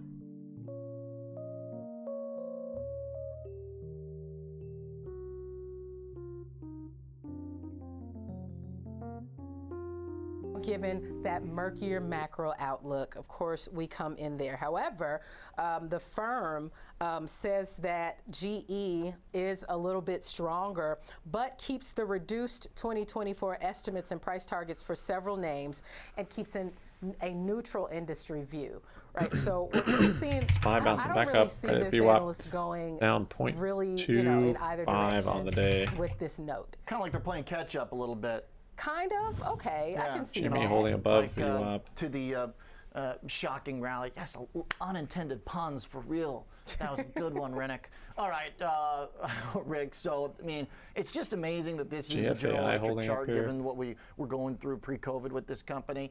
But you know, when analysts are having to, you know, continue to chase the targets higher, like this analyst is from Barclays, they had it at $90, blew right through $90. Yeah, we've still got about 17% worth of gains to go before we hit that 110 level here. But this thing has just been cruising upward ever since this most recent rally began in December. We're up about 55% here within a rising wedge type pattern, typically regarded as more of a bearish type pattern. But what you really want to look for would be a breakout in either direction beyond those two white dashed lines here. I chose to look at standard deviation channels on this chart. Standard deviation channels measure, you know, as I said, standard deviations from this blue line, which is our linear regression line, our line of best fit here. You can see we're coming in right now, right around that. Thanks, guys, for thumbs up. I appreciate it. Line. That's this yellow line right here. So you can see that this might be a point that we could see some consolidation or a bit of a stall in trend, given how strong what this happened rally earlier. has been here. Also, if you look at our RSI, Yeah, I kind of want to point out some nuances with the RSI in this one, because what you're seeing right here is the RSI trending down while price is trending up. You might think, oh man, bearish divergence, that's you know, not a good sign here. Well, you would have gotten killed if you were doing that this whole time, because we keep extending into the overbought area. We keep taking breathers in between those points here. So it's more subtle than just looking at which direction it's going here, because we also didn't really break through this 57 line. Momentum never really turned bearish. It just slowed down a little bit, then shot up again as price rose. So just some stuff to consider when using the RSI there. In terms of support and resistance, plus Q channel comes in around 108. That's this orange line up here. Could be a point to watch to the upside, not too far away from that 110 price target. To the downside, 92 is our yellow 21-day exponential moving average. 9%. A lot of momentum behind it, just hugging that standard deviation line, so cruising at a very high altitude with a little sign of dropping here. I guess altitude also is kind of a GE pun, right? Because the plane parts, I'm on fire here. Okay, Rick, Renita, thank you very much. The Weeble just calls it inside bar bullish. Let's talk some AMC with Jenny Horn on the developing story, hosting Next Gen with the latest on the stock financial maneuvers. All right, we'll try and follow along, Jenny.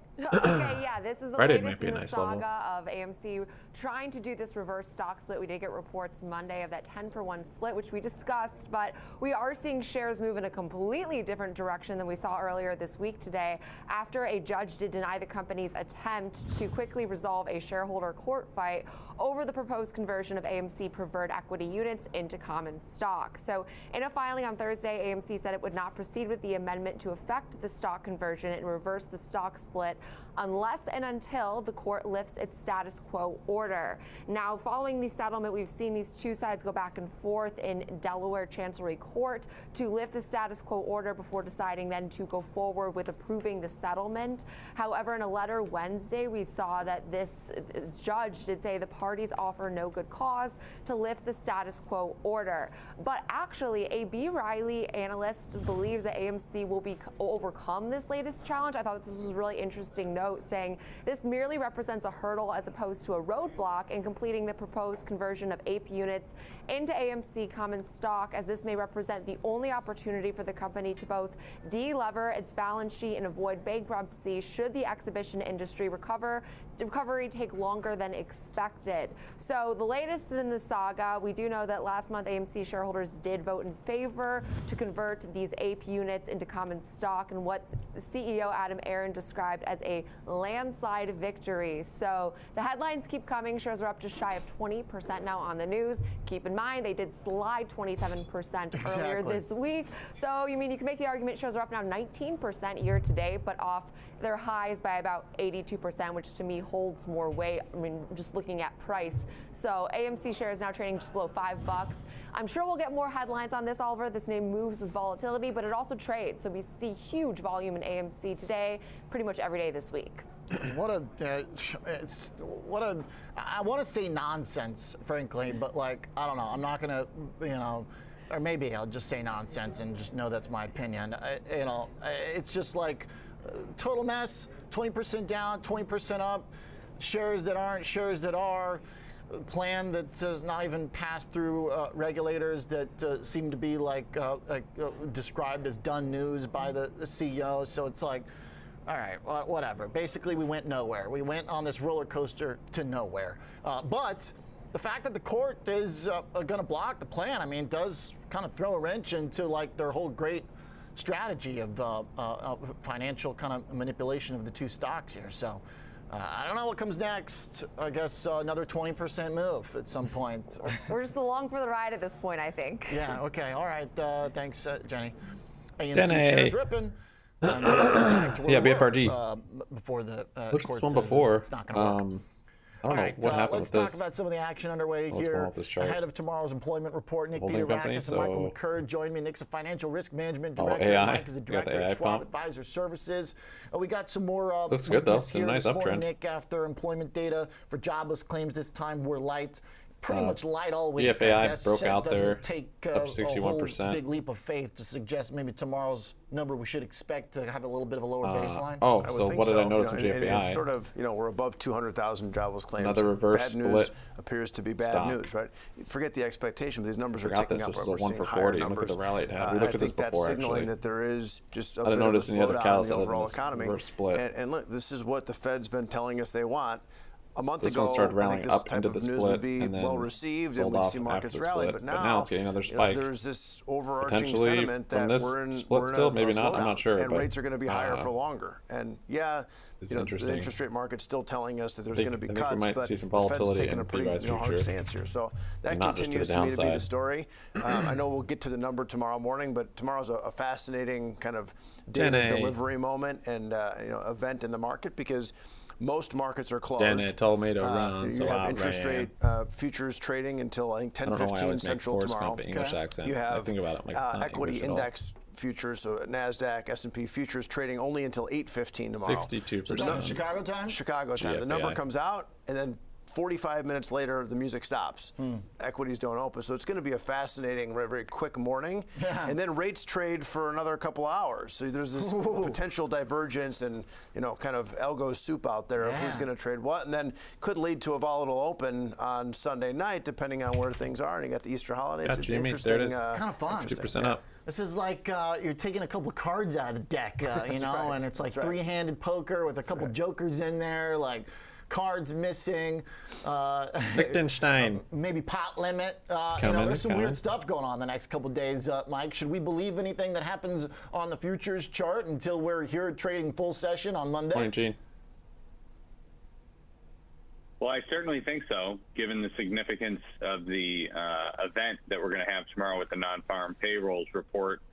But I think this week, coming into this week, a lot of the data had been a little soft. You started to see the disinflationary trend pick up, but the labor market and the services sector were still strong. And many investors had thought, well, we're probably going to have a soft landing or no landing. But the minute that we've started to see some weakness creep into talking about the reverse services split sector and now into the labor market, reverse you're starting split to see investors what kind you're of talking about? Just that almost, filing? not significantly yet, but there's not much to it. extrapolate out to, okay, now we're almost guaranteed to have a recession. You look at the change in character from the sector activity to the start of the year towards when this started to creep in, very heavily focused on technology, consumer discretionary. Many of the early cyclicals were stronger, and now since some of the soft data, you started to see a defensive positioning creep in.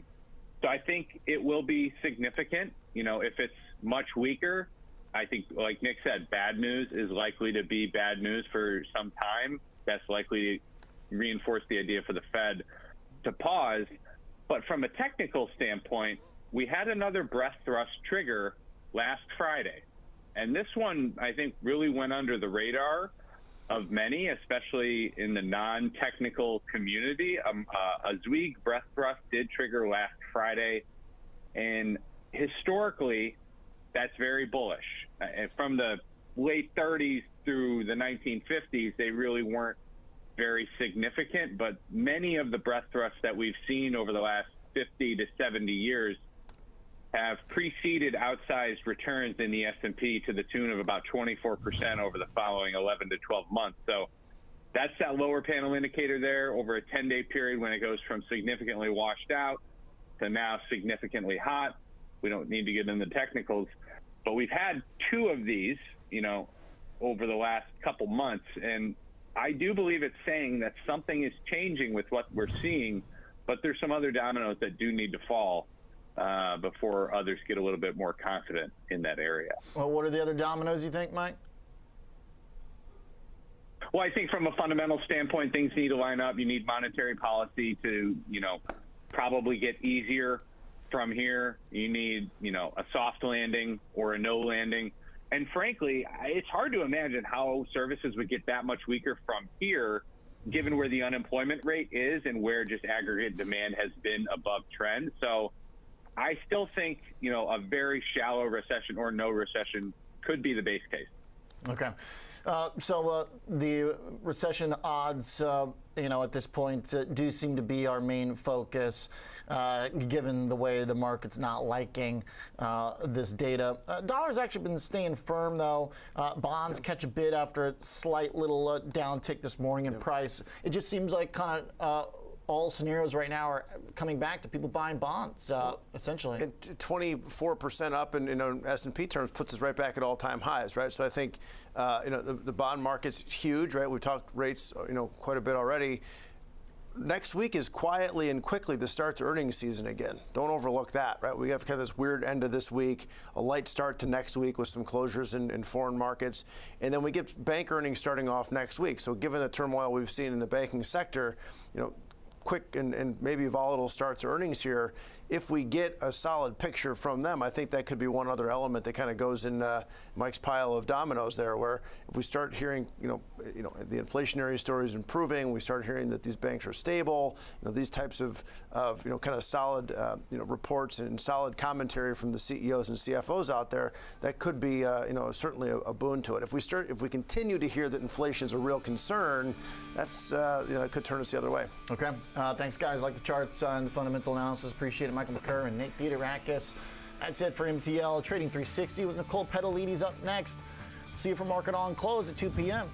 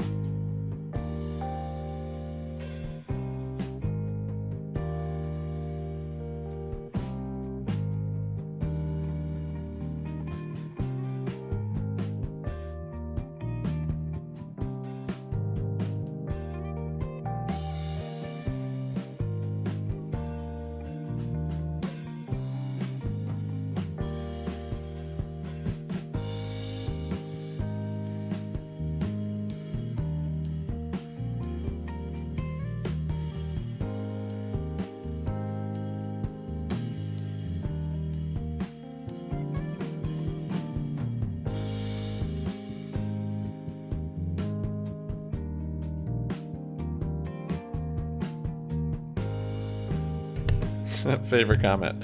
I can tell you're muted and you're talking based on your mouse. Like a mouse talking Twitch. Sorry, I was on the phone.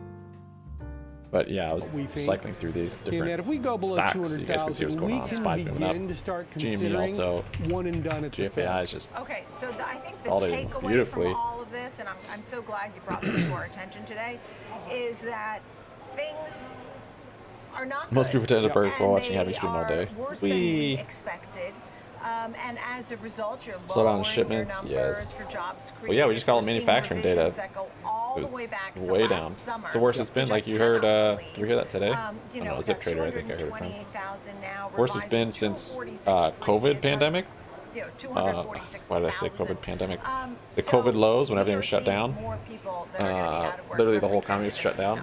That's where our manufacturing's at right now. At the end of the day, it's less and people are working, less before income, COVID, a like that economy. market crash, everything shut down time.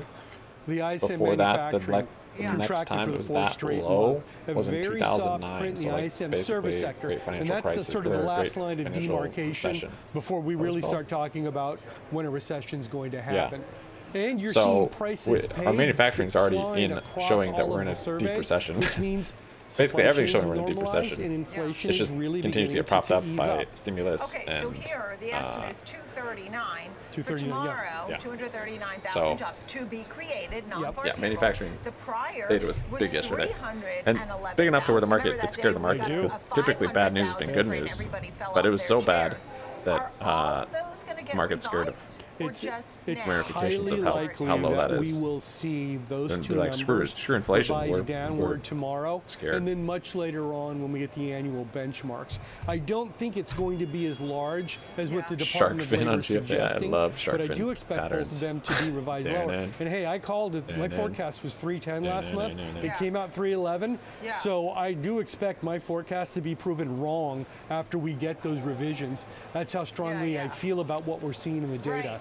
Well, now your forecast no volume. That's true. Low volume GME. Yeah, it's just had that big break that technical level. So that will say that the Fed is basically bull case. You'd want to see it. If it comes back down here, it bounces on that we can, level I think again. we can talk if it's below 200. We can talk about one and done maybe. But we'll still we're not going to know today. It's going to be next week, I think, because market's waiting for this data tomorrow.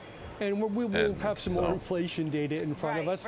But I think we can begin to conceive about a near-term policy peak and then begin to think about typically when the Fed finishes their rate hike campaign, usually within 9 months they cut.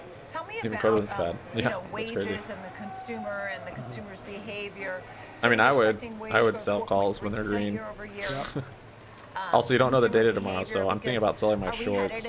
Thought about it here, and I'm like, I don't want to hold through it, but if we get back down here, I might sell my shorts on SPY. 65% probability of recession. I think Gene, you were asking. I haven't. I'm still holding my stuff. I think that's where we're heading. Shorts. Now, tomorrow on wages, what you want to do, just because the chart, but you not only want to look at the monthly and annualize, you want to do a quick back of the envelope estimate even if it's on the bad, 3-month that might be bad for the annualized market. Pace.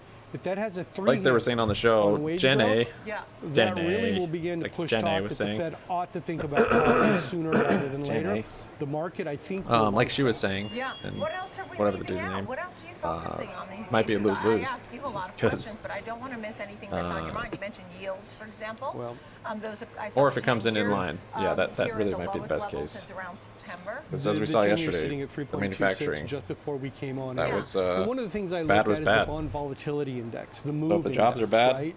And it's beginning to settle down. I think that the panic, if they're bad and miss expectations bad enough, crisis is now in the rearview mirror. That would be bad. Now, bank crises are very slow-moving beasts, and they're profoundly nonlinear. But expectations bad enough. Is actually that could also be bad. That's GME a very popping good there. thing because what we don't need to do is have another 2.5% up. Extreme financial stress. Just erased all of yesterday's losses. It's going to turn over.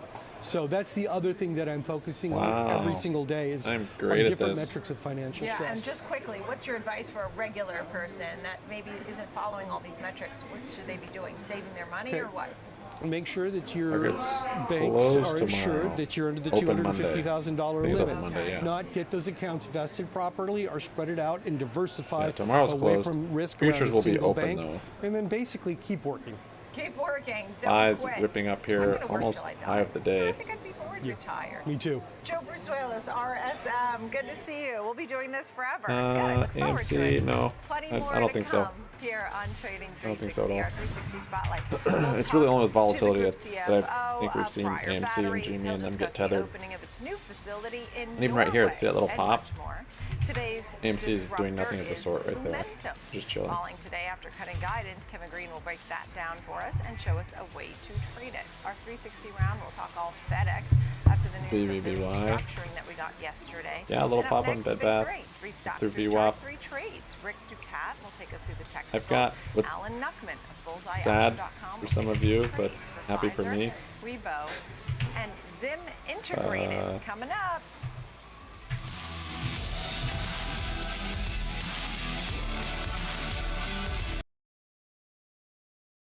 So I can rebuy back in. Jeez, yeah, I can buy back in now with 1/3 the amount that I had when I sold. Is it 1/3? Yeah, just about. I can actually increase my position and use a lot less capital if I wanted to. I don't think I want to put that much in, but not to say I'm like going to be up on the play. I would still need like a 300% move to recoup my losses if I put that much in. Yeah, even more probably. If I put in this amount. Oh, I'm not willing to put in more. Tisk. GFAI, 68%. I don't know if you guys are hearing about that reverse split that I was talking about here, but many stocks have something crazy going on around their reverse splits.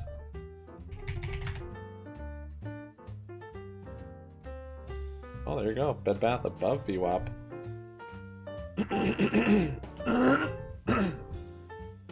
Excuse me. Triple touch. Yeah, this is probably the bottom for today, this 30 cents. They get a little double bottom here. Could even say it's inverted head and shoulders.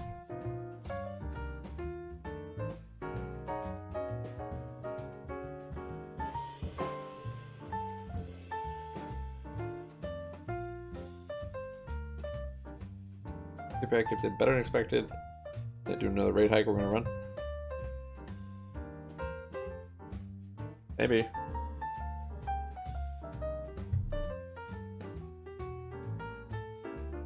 Zero or moon. Yeah, I was just actually talking about that. I'm not sure yet. My shorts, my futures. Here's a little double top on SPY, so I would actually maybe add the short here. Potentially. It looks like it still could fill that gap and even retest up here, but continues to waver here, probably a short here. I'm not sure, yeah, because the data's out tomorrow. So considering selling, maybe at this low again if we retest it. But I also kind of just want to hold.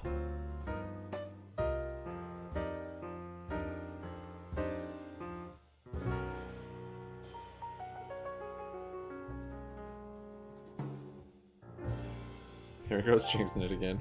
I don't even know what I jinxed this time, tainted. 70% on GFAI.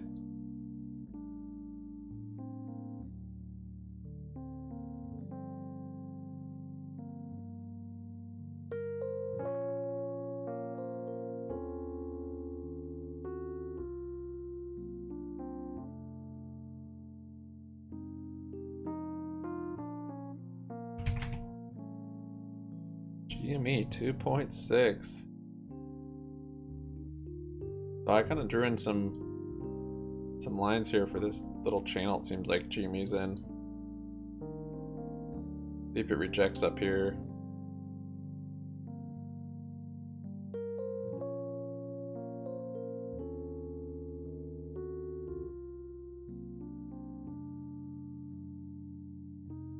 Crazy, this shakeout.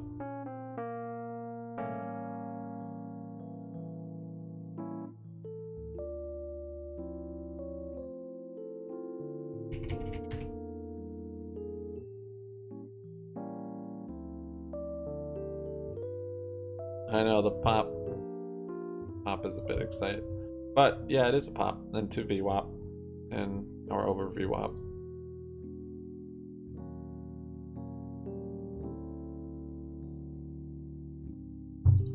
Let me see if I can get those BBY calls for as cheap as I did before. No, I can. It's the same price. Maybe I can get them for 4. Maybe.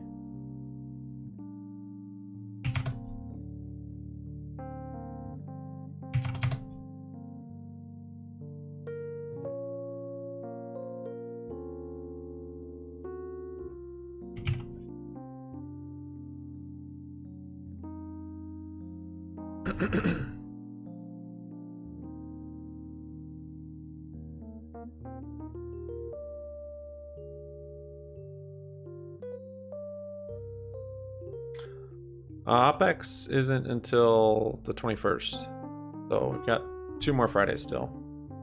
This is only the 6th. GME wrote it up, busting through walls. Oh yeah.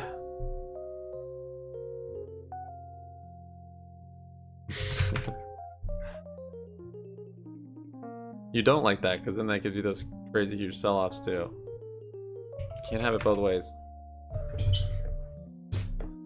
Unless you're GFAI and you just have crazy huge halting rips and then just continues to just slowly climb. SPY ripping there, filling the gap.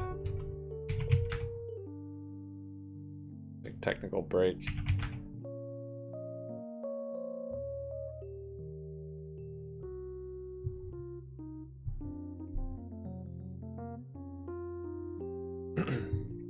Raging Bull got a good exit on his futures this morning. Or yeah, Raging Bull, 945. That was a nice exit. I thought about that. I'm like, I'm gonna hold. You guys are picking up a lot of BY shares too.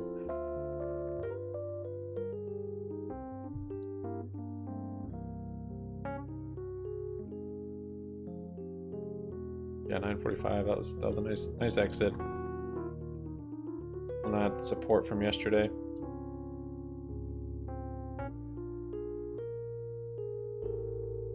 Hey, Saul.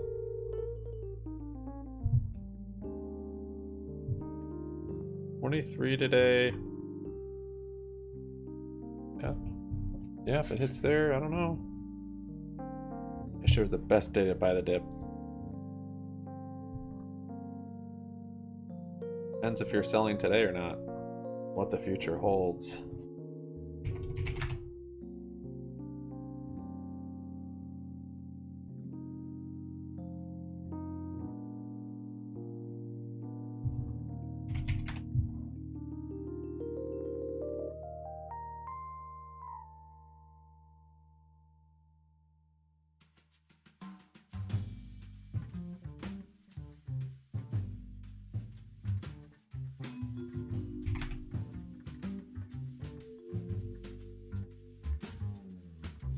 AMC almost 20% again. Buy double topping here. I would add to my shorts potentially if I could.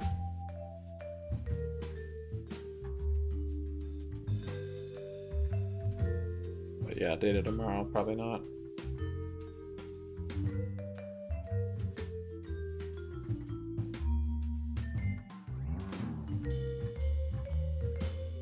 Yeah, you can still average down even on after it's already started to rip.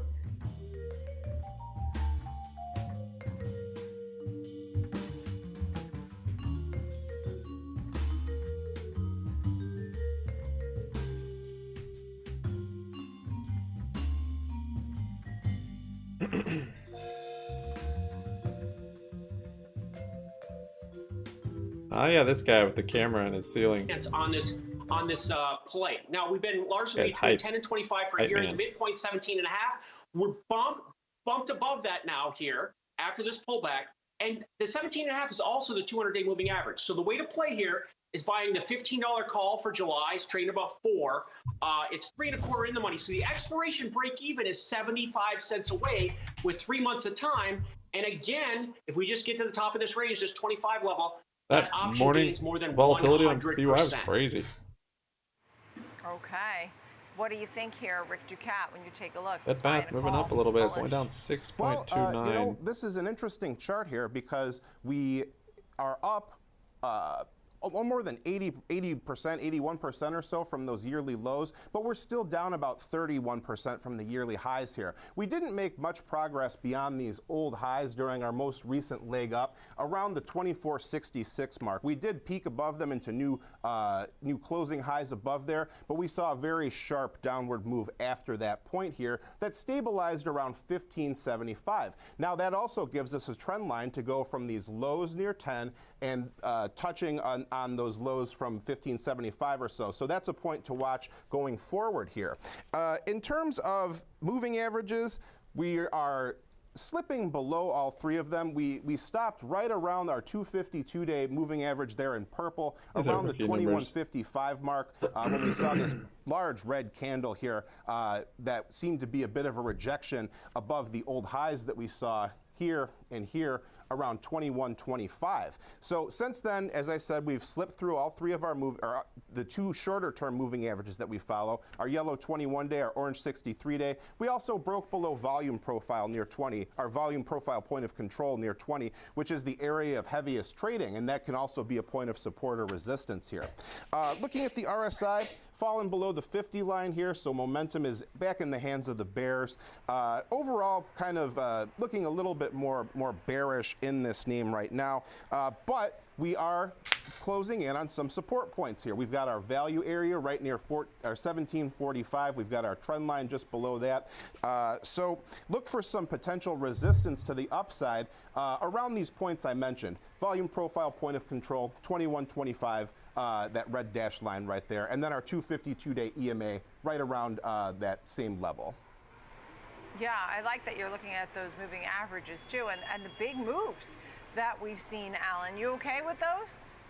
Yeah.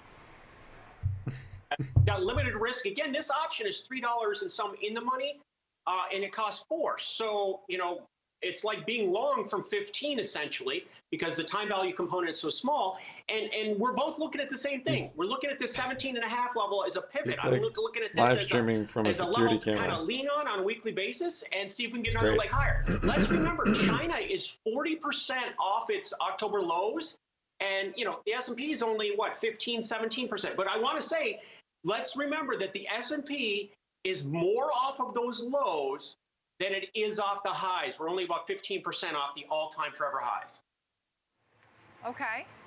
All right, good point. And then when we take a look now at Zim Integrated, its shipping and services hasn't been doing too much of late. What are you thinking here? It's a good short, probably. Lower since last May. Oh yeah, great short. Right. Now, this is a stock. There's a couple of lessons here with this stock. Now, this stock isn't as highly traded or well known, so it may not be as liquid. So when you're trading a stock like this, you've got to put in price orders. You can always, with an options trade, get your theoretical value. That's going to be what it's worth. And you want to put in a limit price for what you're willing to pay because the spreads might not be as tight as other markets. Now, this is a stock that showed up on your radar because it's had a lot of unusual option activity, and it showed up by bullish divergence, meaning May new lows. That's telling us that the sellers are getting tired. At some point, there's going to be some profit taking, and that's going to hit some buy stops and feed itself. Also, you're seeing, like I said, these option activity, which has been leveraged buying here at this bottom. So it's 75% off its 2022 top. I don't know anything about this stock. I'm trading what I see, and I see a lot of positives. It's been between 15 and 25 for 4 months. So I'm looking at the July $15 call. Again, that's down near their lows. Trading about 375 is his theoretical value. He's bullish on this. That is about $2.50 in the money, 3 months of time. And again, if it gets to 25, this option will gain more than 100%. So it's a position for success with some time based upon the technicals that we see that it looks like we're going to get a bottom bounce RSI divergence is showing it's topping. Wow. All right. Wow. I mean, you're talking some big moves. Rick, what do you think here? This one's been beaten up pretty badly since those yearly highs, but some of the areas that Alan mentioned, but fundamentally, I thought also made sense here. Just getting you cheaper can see and cheaper. That we're down, you know, significantly, 75% or so from those highs. I wanted to zoom in more closely, though, on the recent price action here, just so we could see it a little bit better. And we can see here now that we have mostly been in a range between about 1650 to the downside, this green dashed line right here, and roughly 25, which is right about here or so. So we can see that in the shorter term, our moving averages are starting to trend downward. Our yellow 21-day, our orange 63-day. We had quite a gap down a couple days ago that took us below both of those moving averages. It was looking like they were providing a little bit of support in the short term here, but the 1950 level is what stuck out to me as well, because that's where we bottomed out here during the most recent downswing. Now we're finding ourselves with bearish momentum according to the RSI. We're just above that oversold area. That would be another bearish signal if we were to slip into that point. But I'm also seeing kind of what Alan said here in terms of people seem to be you know, willing to make a play at this level, based on the volume node that we're seeing here, a sizable volume node that suggests there's some conviction at this level. We also didn't really make too much progress below 1650 or so. We did bottom out at 1623, but we, you know, you can see right here, we saw some support right around that 1650 level, so we didn't make it too far below that point. So it could be due for perhaps a bit of upward movement here. In terms of support and resistance, you know, like I said, 1650 to the downside, 1950 to the upside is our blue dashed line. If we do make our way above that, we've got our confluence of our two moving averages right there for some further resistance right around 2175. Right, understood. I think that's you know, a good point there. When you see the RSI going down, everything's dropping, and you feel a little bit, you know, disheartened, and then you see the volume, Alan. I think Rick makes a great point. People step in. It's a dividend stock. Pulls back, so they don't beat it up lower. The high dividend. In fact, they start to show interest. Final thoughts on that one? You know, he's looking for divergence there. I look for divergence in implied volatility, because that shows the emotion of the stock. And if the stock makes new lows, but the emotion doesn't increase, then that's telling us that you know, that may be the end of the downturn. So I'm looking for a sentiment shift as well. Now, what I like about this chart is the 20 level. 20 is the midpoint of this range we've been in for the last 4 months, roughly. And if we fill in this gap and get to 20 and pop above it, then that's very much a positive. So I want to go in the Wayback Machine. If you go back a couple of months, what's a stock? I can talk about Intel. That's a stock that had this bullish divergence. It's had its sideways channel. It had finally had a breakout. Nobody loved it. Everybody hated it. The fundamentals are well, how shall I say, less than poor. But the stock broke out, and those options gained, you know, 50% and 75%. Yeah, the Wayback Machine. I mean, year to date, we saw Intel gaining 24%. So you're absolutely right. Nobody, I mean, nobody liked it. Had the technical setup, and like I said, it's not what I trade, it's how I trade it, and it had that bullish divergence, and it had that, you know, that setup on that bottom with limited risk, and you put yourself in position for that stock to make a pop. All right, Alan Duckman, good to see you. BullseyeOption.com and our own Rick Ducat on those charts. Thank you both very much for the big three. I'm moving up here. Oh, filling that gap still. We are going to spotlight the world of batteries. We're joined by the group.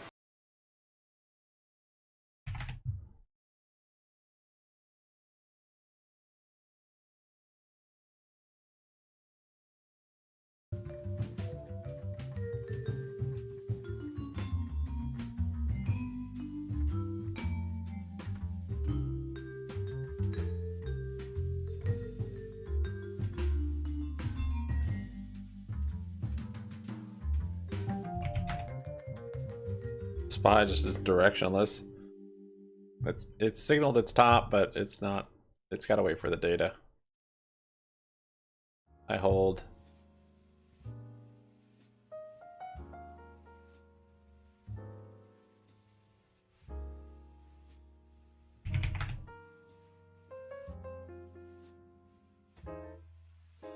My AMC cash grid puts are almost back to break even. That's crazy.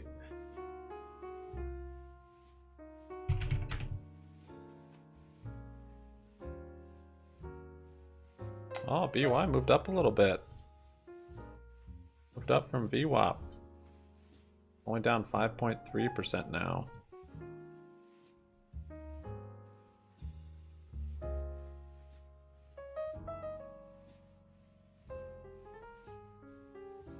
So as the day progresses, if it keeps climbing, it's looking more doing better. A little better as far as a rounding bottom. But this kind of bear flag pattern is still somewhat repeating. But our RSI is starting to come up. So we're getting some divergences there on the hourly.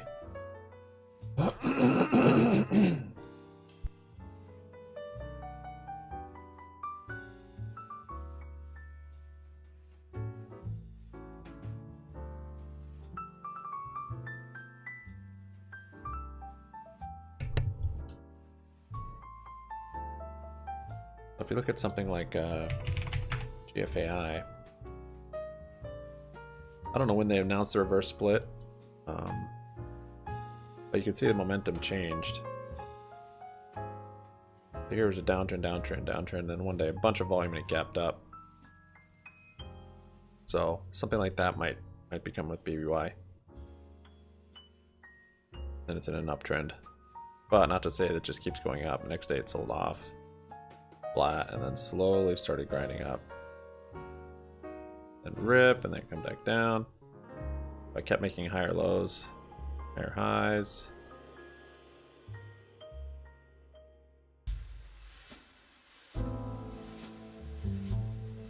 Till the reverse split.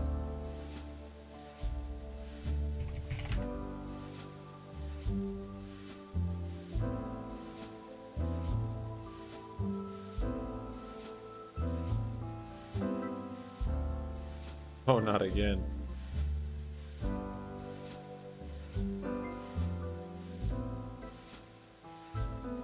SPY moving up a little bit.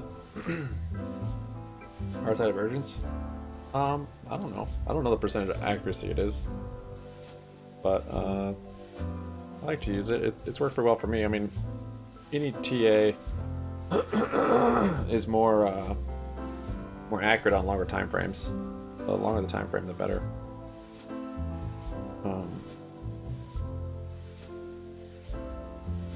But yeah, it's looking at the peaks of the RSI or the inverse peaks, like the lows, and just comparing it with the lows on the chart.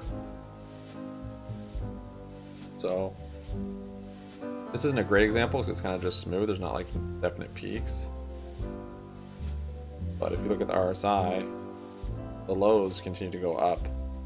Here's a low, it's higher, here's a low, it's higher, here's a low, it's higher. That's trending up. Whereas the price on the lows on the stock continue to go down. That's diverging. Buy, fill in that gap. So that's bullish, that's a bullish indicator. If it was the other way around,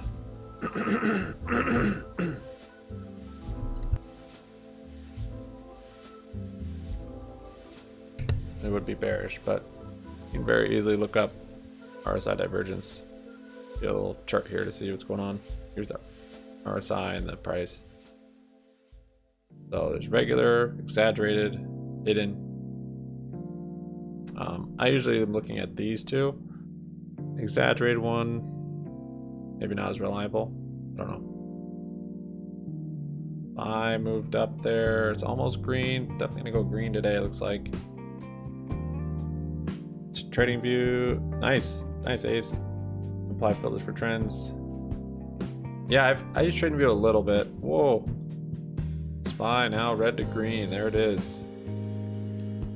If it finds resistance at 407 or not.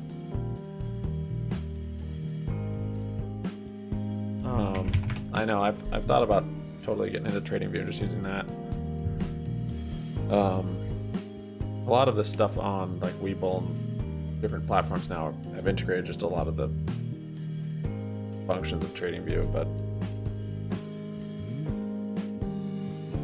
no, yeah, they don't sync. So you're just looking at those trading view for charts. But again, I think a lot of the same stuff is actually on different brokerages. 250% solid indicator. Yeah, I haven't looked up the percentages of of it. Like all TA, you can't just look at one thing. You kind of combine everything together to form it. Price action should probably be the number one thing to look at, more than just indicators and candlesticks. But after that, yeah, you just combining different indicators that you use and to increase your chance of success.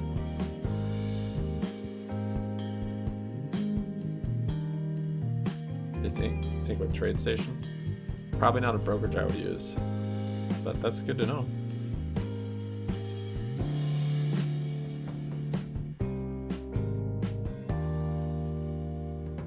I use Webull like TradingView basically, because I don't really trade on Webull much anymore. I do my trades on E-Trade or Fidelity or TD.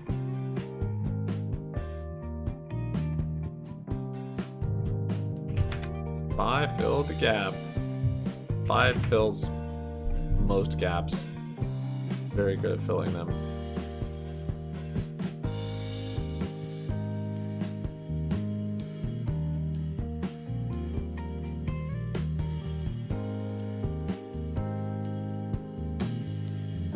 On the hourly here, you can see an RSI divergence. It's bullish.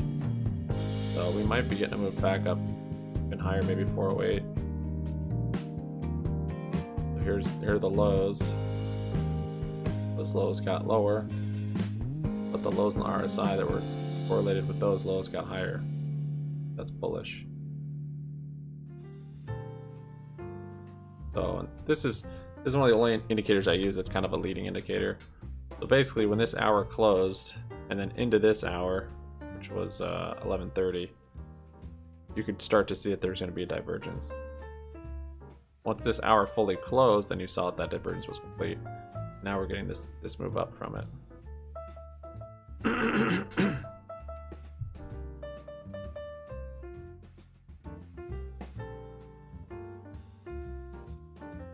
Yeah, I really don't like Fidelity.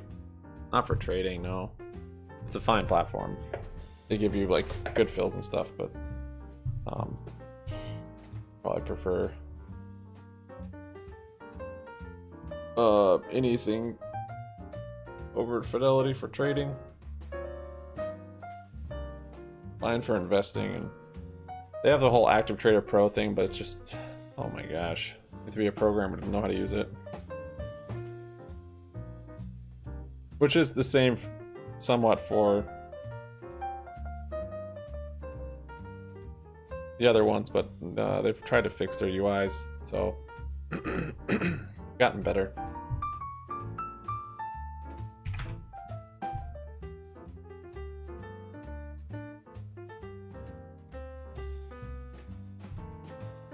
In Norway, our plants in Norway are 100% supplied with power for manufacture by hydropower, so all renewables. And in the US, we have a big renewable base, but it'll be a bit more of a challenge there. But the hardcore mineral supply chain is something that is in the process of being built out globally. And again, I can't underemphasize the importance of the IRA and the European response to that in developing those supply chains. So we are seeing on that side an acceleration of new players and new partners to help us localize supply of key minerals and processing so that our batteries can be actually manufactured in a clean way and not just solve the end market problem of replacing fossil fuels with electrification. Yeah. So the Inflation Reduction Act really helping to move things along in this way, in your opinion. Tell me about some of the strategic coalitions that you have. I saw Caterpillar and Siemens and some of the other big companies. I mean, how would that help you to keep working with some big companies like these? Yeah, that's great. So in the energy storage space, of course, our customer base is much more diverse than in the EV space. So we have utilities, of course, energy storage developers that are customers and integrators of energy storage systems, like Nidec, for example, which is our biggest customer in our Norwegian facility, as a longtime integrator of battery energy storage systems using batteries. In addition, Siemens is one of our key suppliers on automation and control systems, and so showing that the stood stock with is us fixed alongside now. us on the It's stage just how the in IV Mo i has continued to Rana come in down. Norway last week, opening our plant. We have But 90 IV K as our is biggest the customer. result Siemens is one of our key of suppliers. what's happened. So Caterpillar what's happened as a new partner the of ours, volatility has been looking to decreasing, electrify their fleet of construction specifically from equipment the and be split, in the energy storage or development since the split. space. And of course, Glencore on the I think supply that's when the side, stock one of our got partners fixed, in maybe. helping us provide minerals. So alliances with these large companies is But we really still have seen important some to us, parabolic and type that moves coalition over will get 30. bigger of companies that have a vision, understand And electrification is the but the longer we future, stay below and that, we don't also see crazy understand that volatility. The batteries will IV, be in the I guess, is middle going of to keep all of coming that down. and helping us develop So those potential supply for a chains, those huge manufacturing IV move processes, and the customer base if it does go to crazy deliver again. this and really do, what we've intended to do, our goal, which is deliver the cleanest Just batteries that we saying the can in the market makers world, mispricing its and options. accelerate the electrification, But so far, of the the moves we've planet seen on GME have not in haven't addressing hardly climate moved the change. IV. Yeah, 4 major global partners, so important to Fryer. And this coalition and this push forward gotta be day seems trade fairly friendly. new. I saw a lot of this at the end of March. So yeah, you need in the 25K headlines then. surrounding your company. Or So it is a work in progress. cash A account, serious but agenda. Good to see yeah. you. Oscar Brown, Group CFO. No, the at premium Fryer selling is awful. Private That's why Limited. Thank you. I just went to options. Coming up, disruptors. We want to I take a ditched look the at shares and just momentum. went to Stock options. is falling about It's one of the almost reasons. 10%. Did cut its guidance. Kevin Green has all the details and a way to trade it next. Because before the premium's high enough, it was fine holding shares and selling covered calls, and now it's like, nah. Buys. Rally is slowing down here at this 407 area.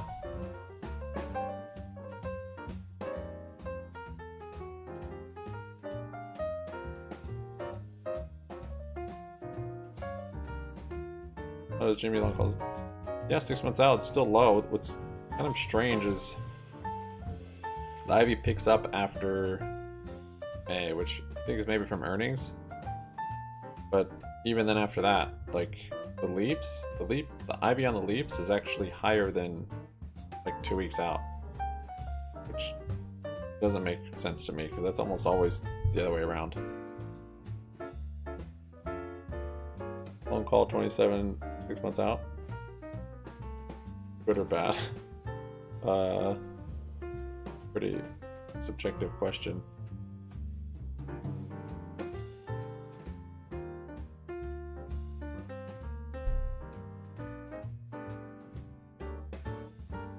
They look good. It looks good. It's all cheap. I was trading January's, but if I were to get options exposure now, I would probably get May. Yeah, May monthlies. See, the Ivy's at 76 for June monthlies. And May's it's in the 60. And this monthly contract might even cover earnings. So you could do weeklies also. Yeah, look at April's 55%. I've never seen it that low on GME. 48% for next week. Buys ripping now. Broke yesterday's little resistance there. 408.32.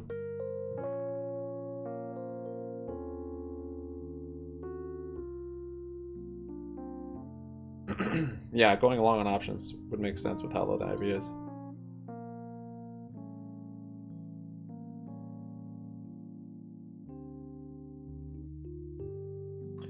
Dang, I should have closed down here. Oh well.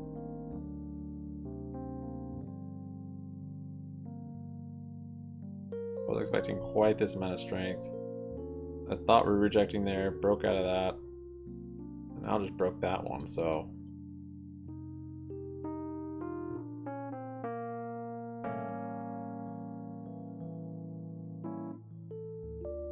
I will not go down no matter the data. It's constant liquidity pump.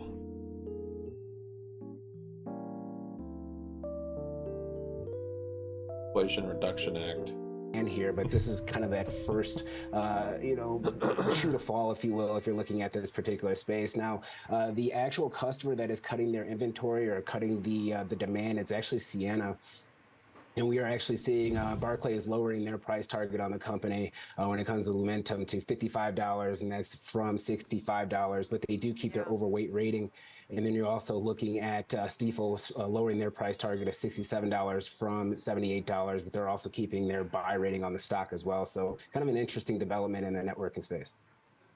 Yeah, when you look at the chart, I mean, this really just has this big gap down. Keep selling on options, this but outlook of this guidance, which is below IV, unusual for this like, stock. It doesn't maybe just normally go to something have a else to gap like data that. farm. Except on AMC is actually a really November, good one. on another Their IV's earnings crazy. report, I did see that move Just there. have to be careful so of bankruptcy. now what would you do, and how would you go about trading this name? Yeah, definitely. So as we are seeing this momentum to the downside, and it's actually on increasing volume, so that means that the sellers may not be done selling at this point in time. And if you look at a max chart of this stock, we actually do see a little bit of support area at the $40 level. So keeping that in mind, we're going to be buying a bear put spread, if you will, as our example trade. So if we are looking at the setup here, it's going to be buying the 45 put that's for expiring April 21st, and then selling the 42.5 put, doing this for a debit of 70 cents. Our max loss would be $70, and then the max gain would be $180. So a nice little risk reward for this particular trade. The break even would be $44.30. Once again, we do see a support area at around $40. So trying to get ahead of that and not trying to catch a falling knife here, and putting up a small amount of risk in order to have a pretty significant area of significant amount of return on this trade if it does go into our favor. Okay, well said. Thank you so much. Kevin Green, nice to see you. Thank you very much. Good luck there at Lumentum. Coming up next, our 360 round, we're going to take a look at all things FedEx, because the company had some big news this week, announcing a restructuring yesterday. This is a cost-cutting move. We have a couple of analysts standing by. They cover this stock this week. Mm-hmm.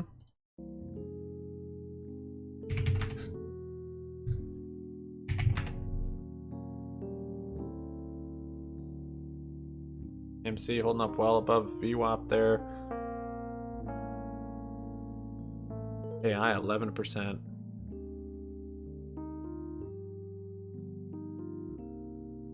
RAD is breaking out. We looked at this morning. Up 6%.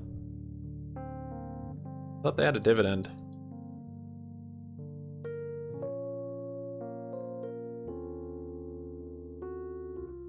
Just like all-time lows on RAD. No.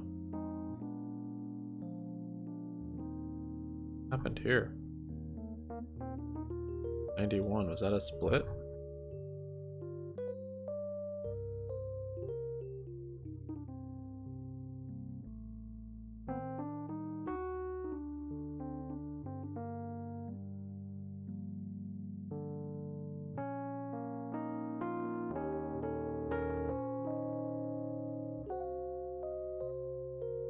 Yeah, they used to offer a dividend. They stopped. I wish Webull would show. Must be a split or something.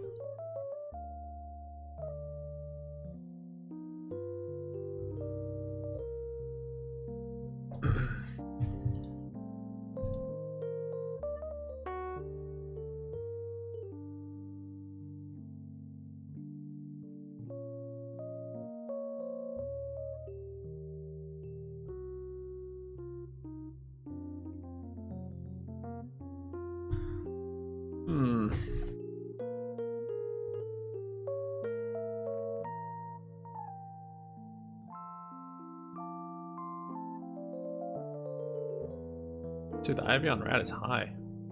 Super liquid. To do the monthlies.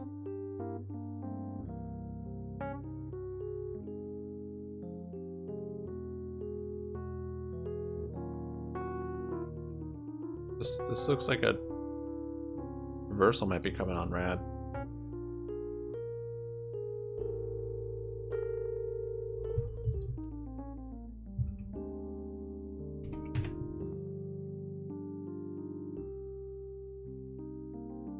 First split put all short sellers to a lost eye.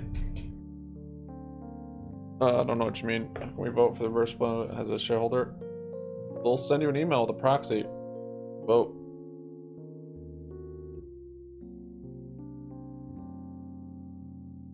Vote's not till for like a month.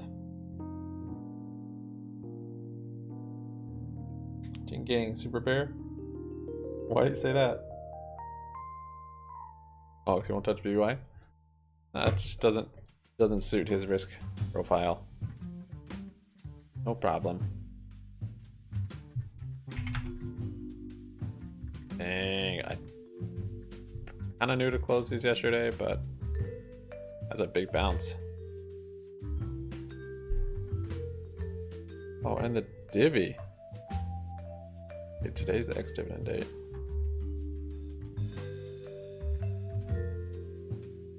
Should sell off after that.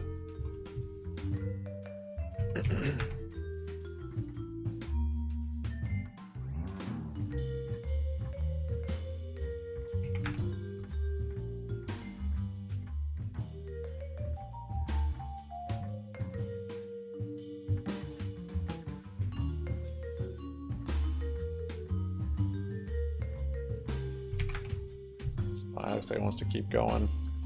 GME got close to the top of this channel. Didn't quite make it.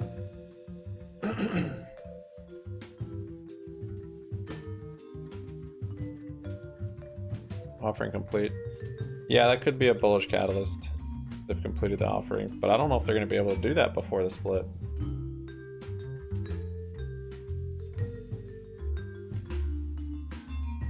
Hey everybody, Jen likes money.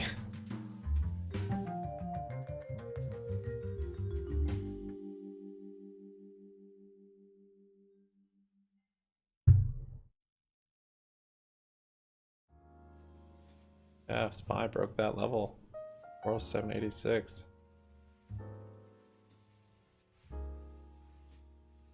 Almost. I'm getting back to my entry on my shorts.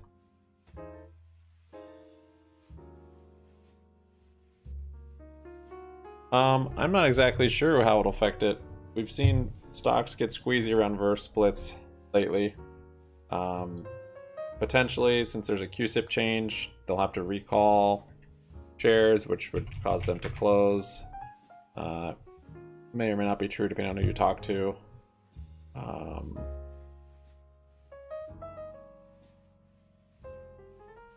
Yeah.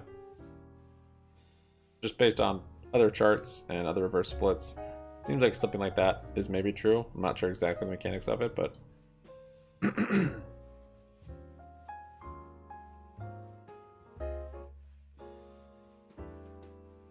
this is kind of a big intraday move on the SPY. I have to be a big candle. If we get an engulfing green candle now,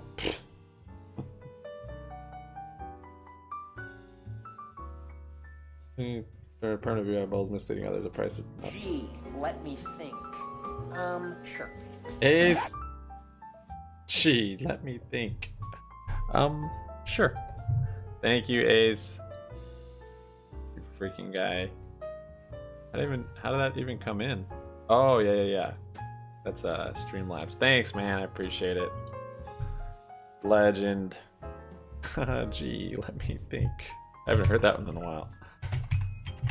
Sure.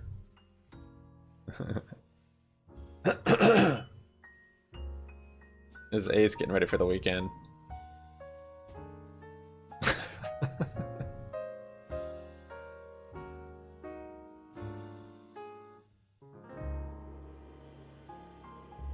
Gee, let me think.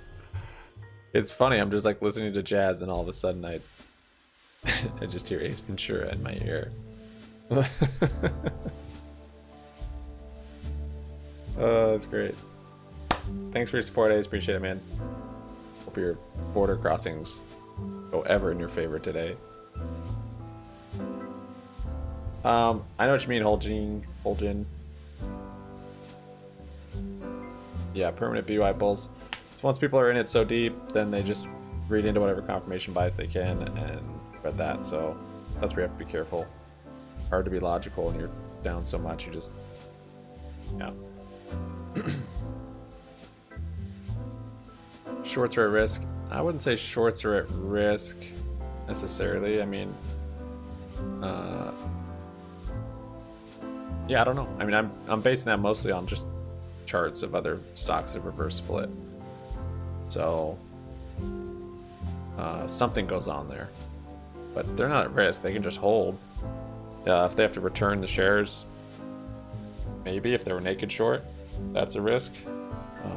If it starts ripping up, they're not at risk. They're losing value on their short.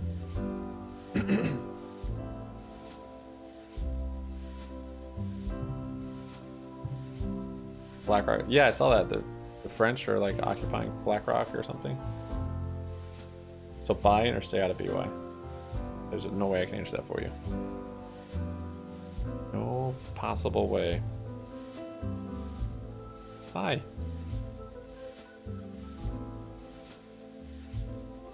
I don't know about this SPY. 40832.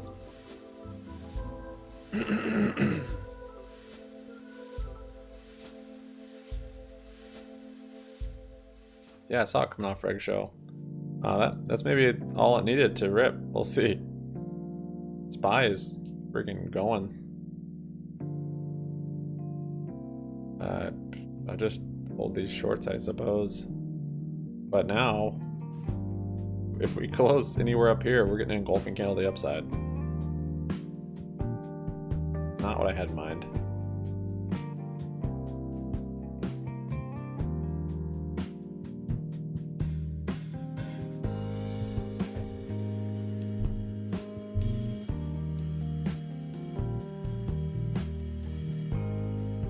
Just looking for opinions. Yeah, I think if they don't go bankrupt, there's definitely potential for 100 to 300% move, just based on reverse split, or even them announcing bankruptcy could cause that move. So there is a risk though if they announce bankruptcy. SPY is freaking squeezing here.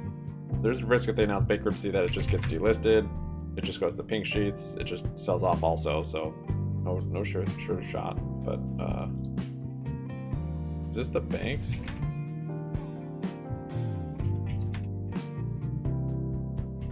CB. Chips are rallying. Muse up 3.8.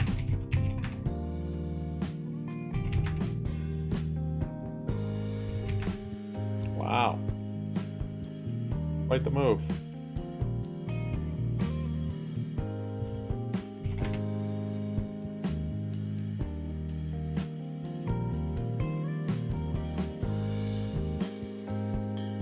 I think all the dilution has allowed it to come off of Reg Show, but I don't really care if it's on or off Reg Show, honestly. Like, that was not a reason I was in this ever.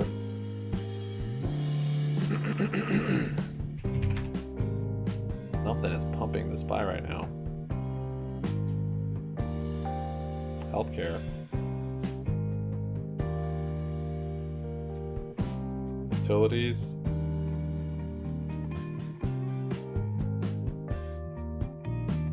Oil. Everything but small and mid cap still. Another one of these days. Interesting.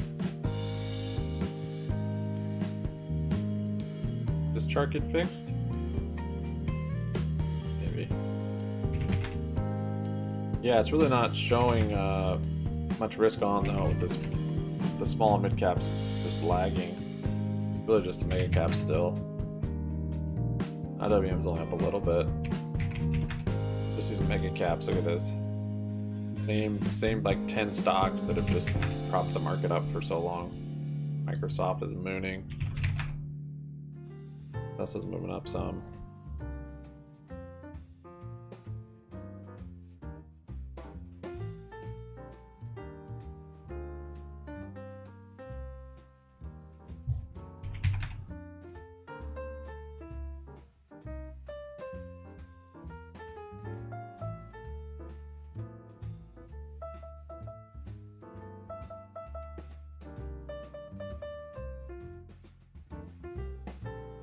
$21.440 strike?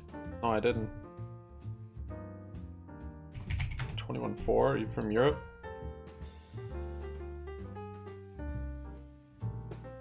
414.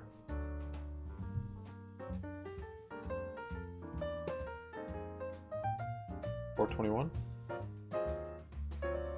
40.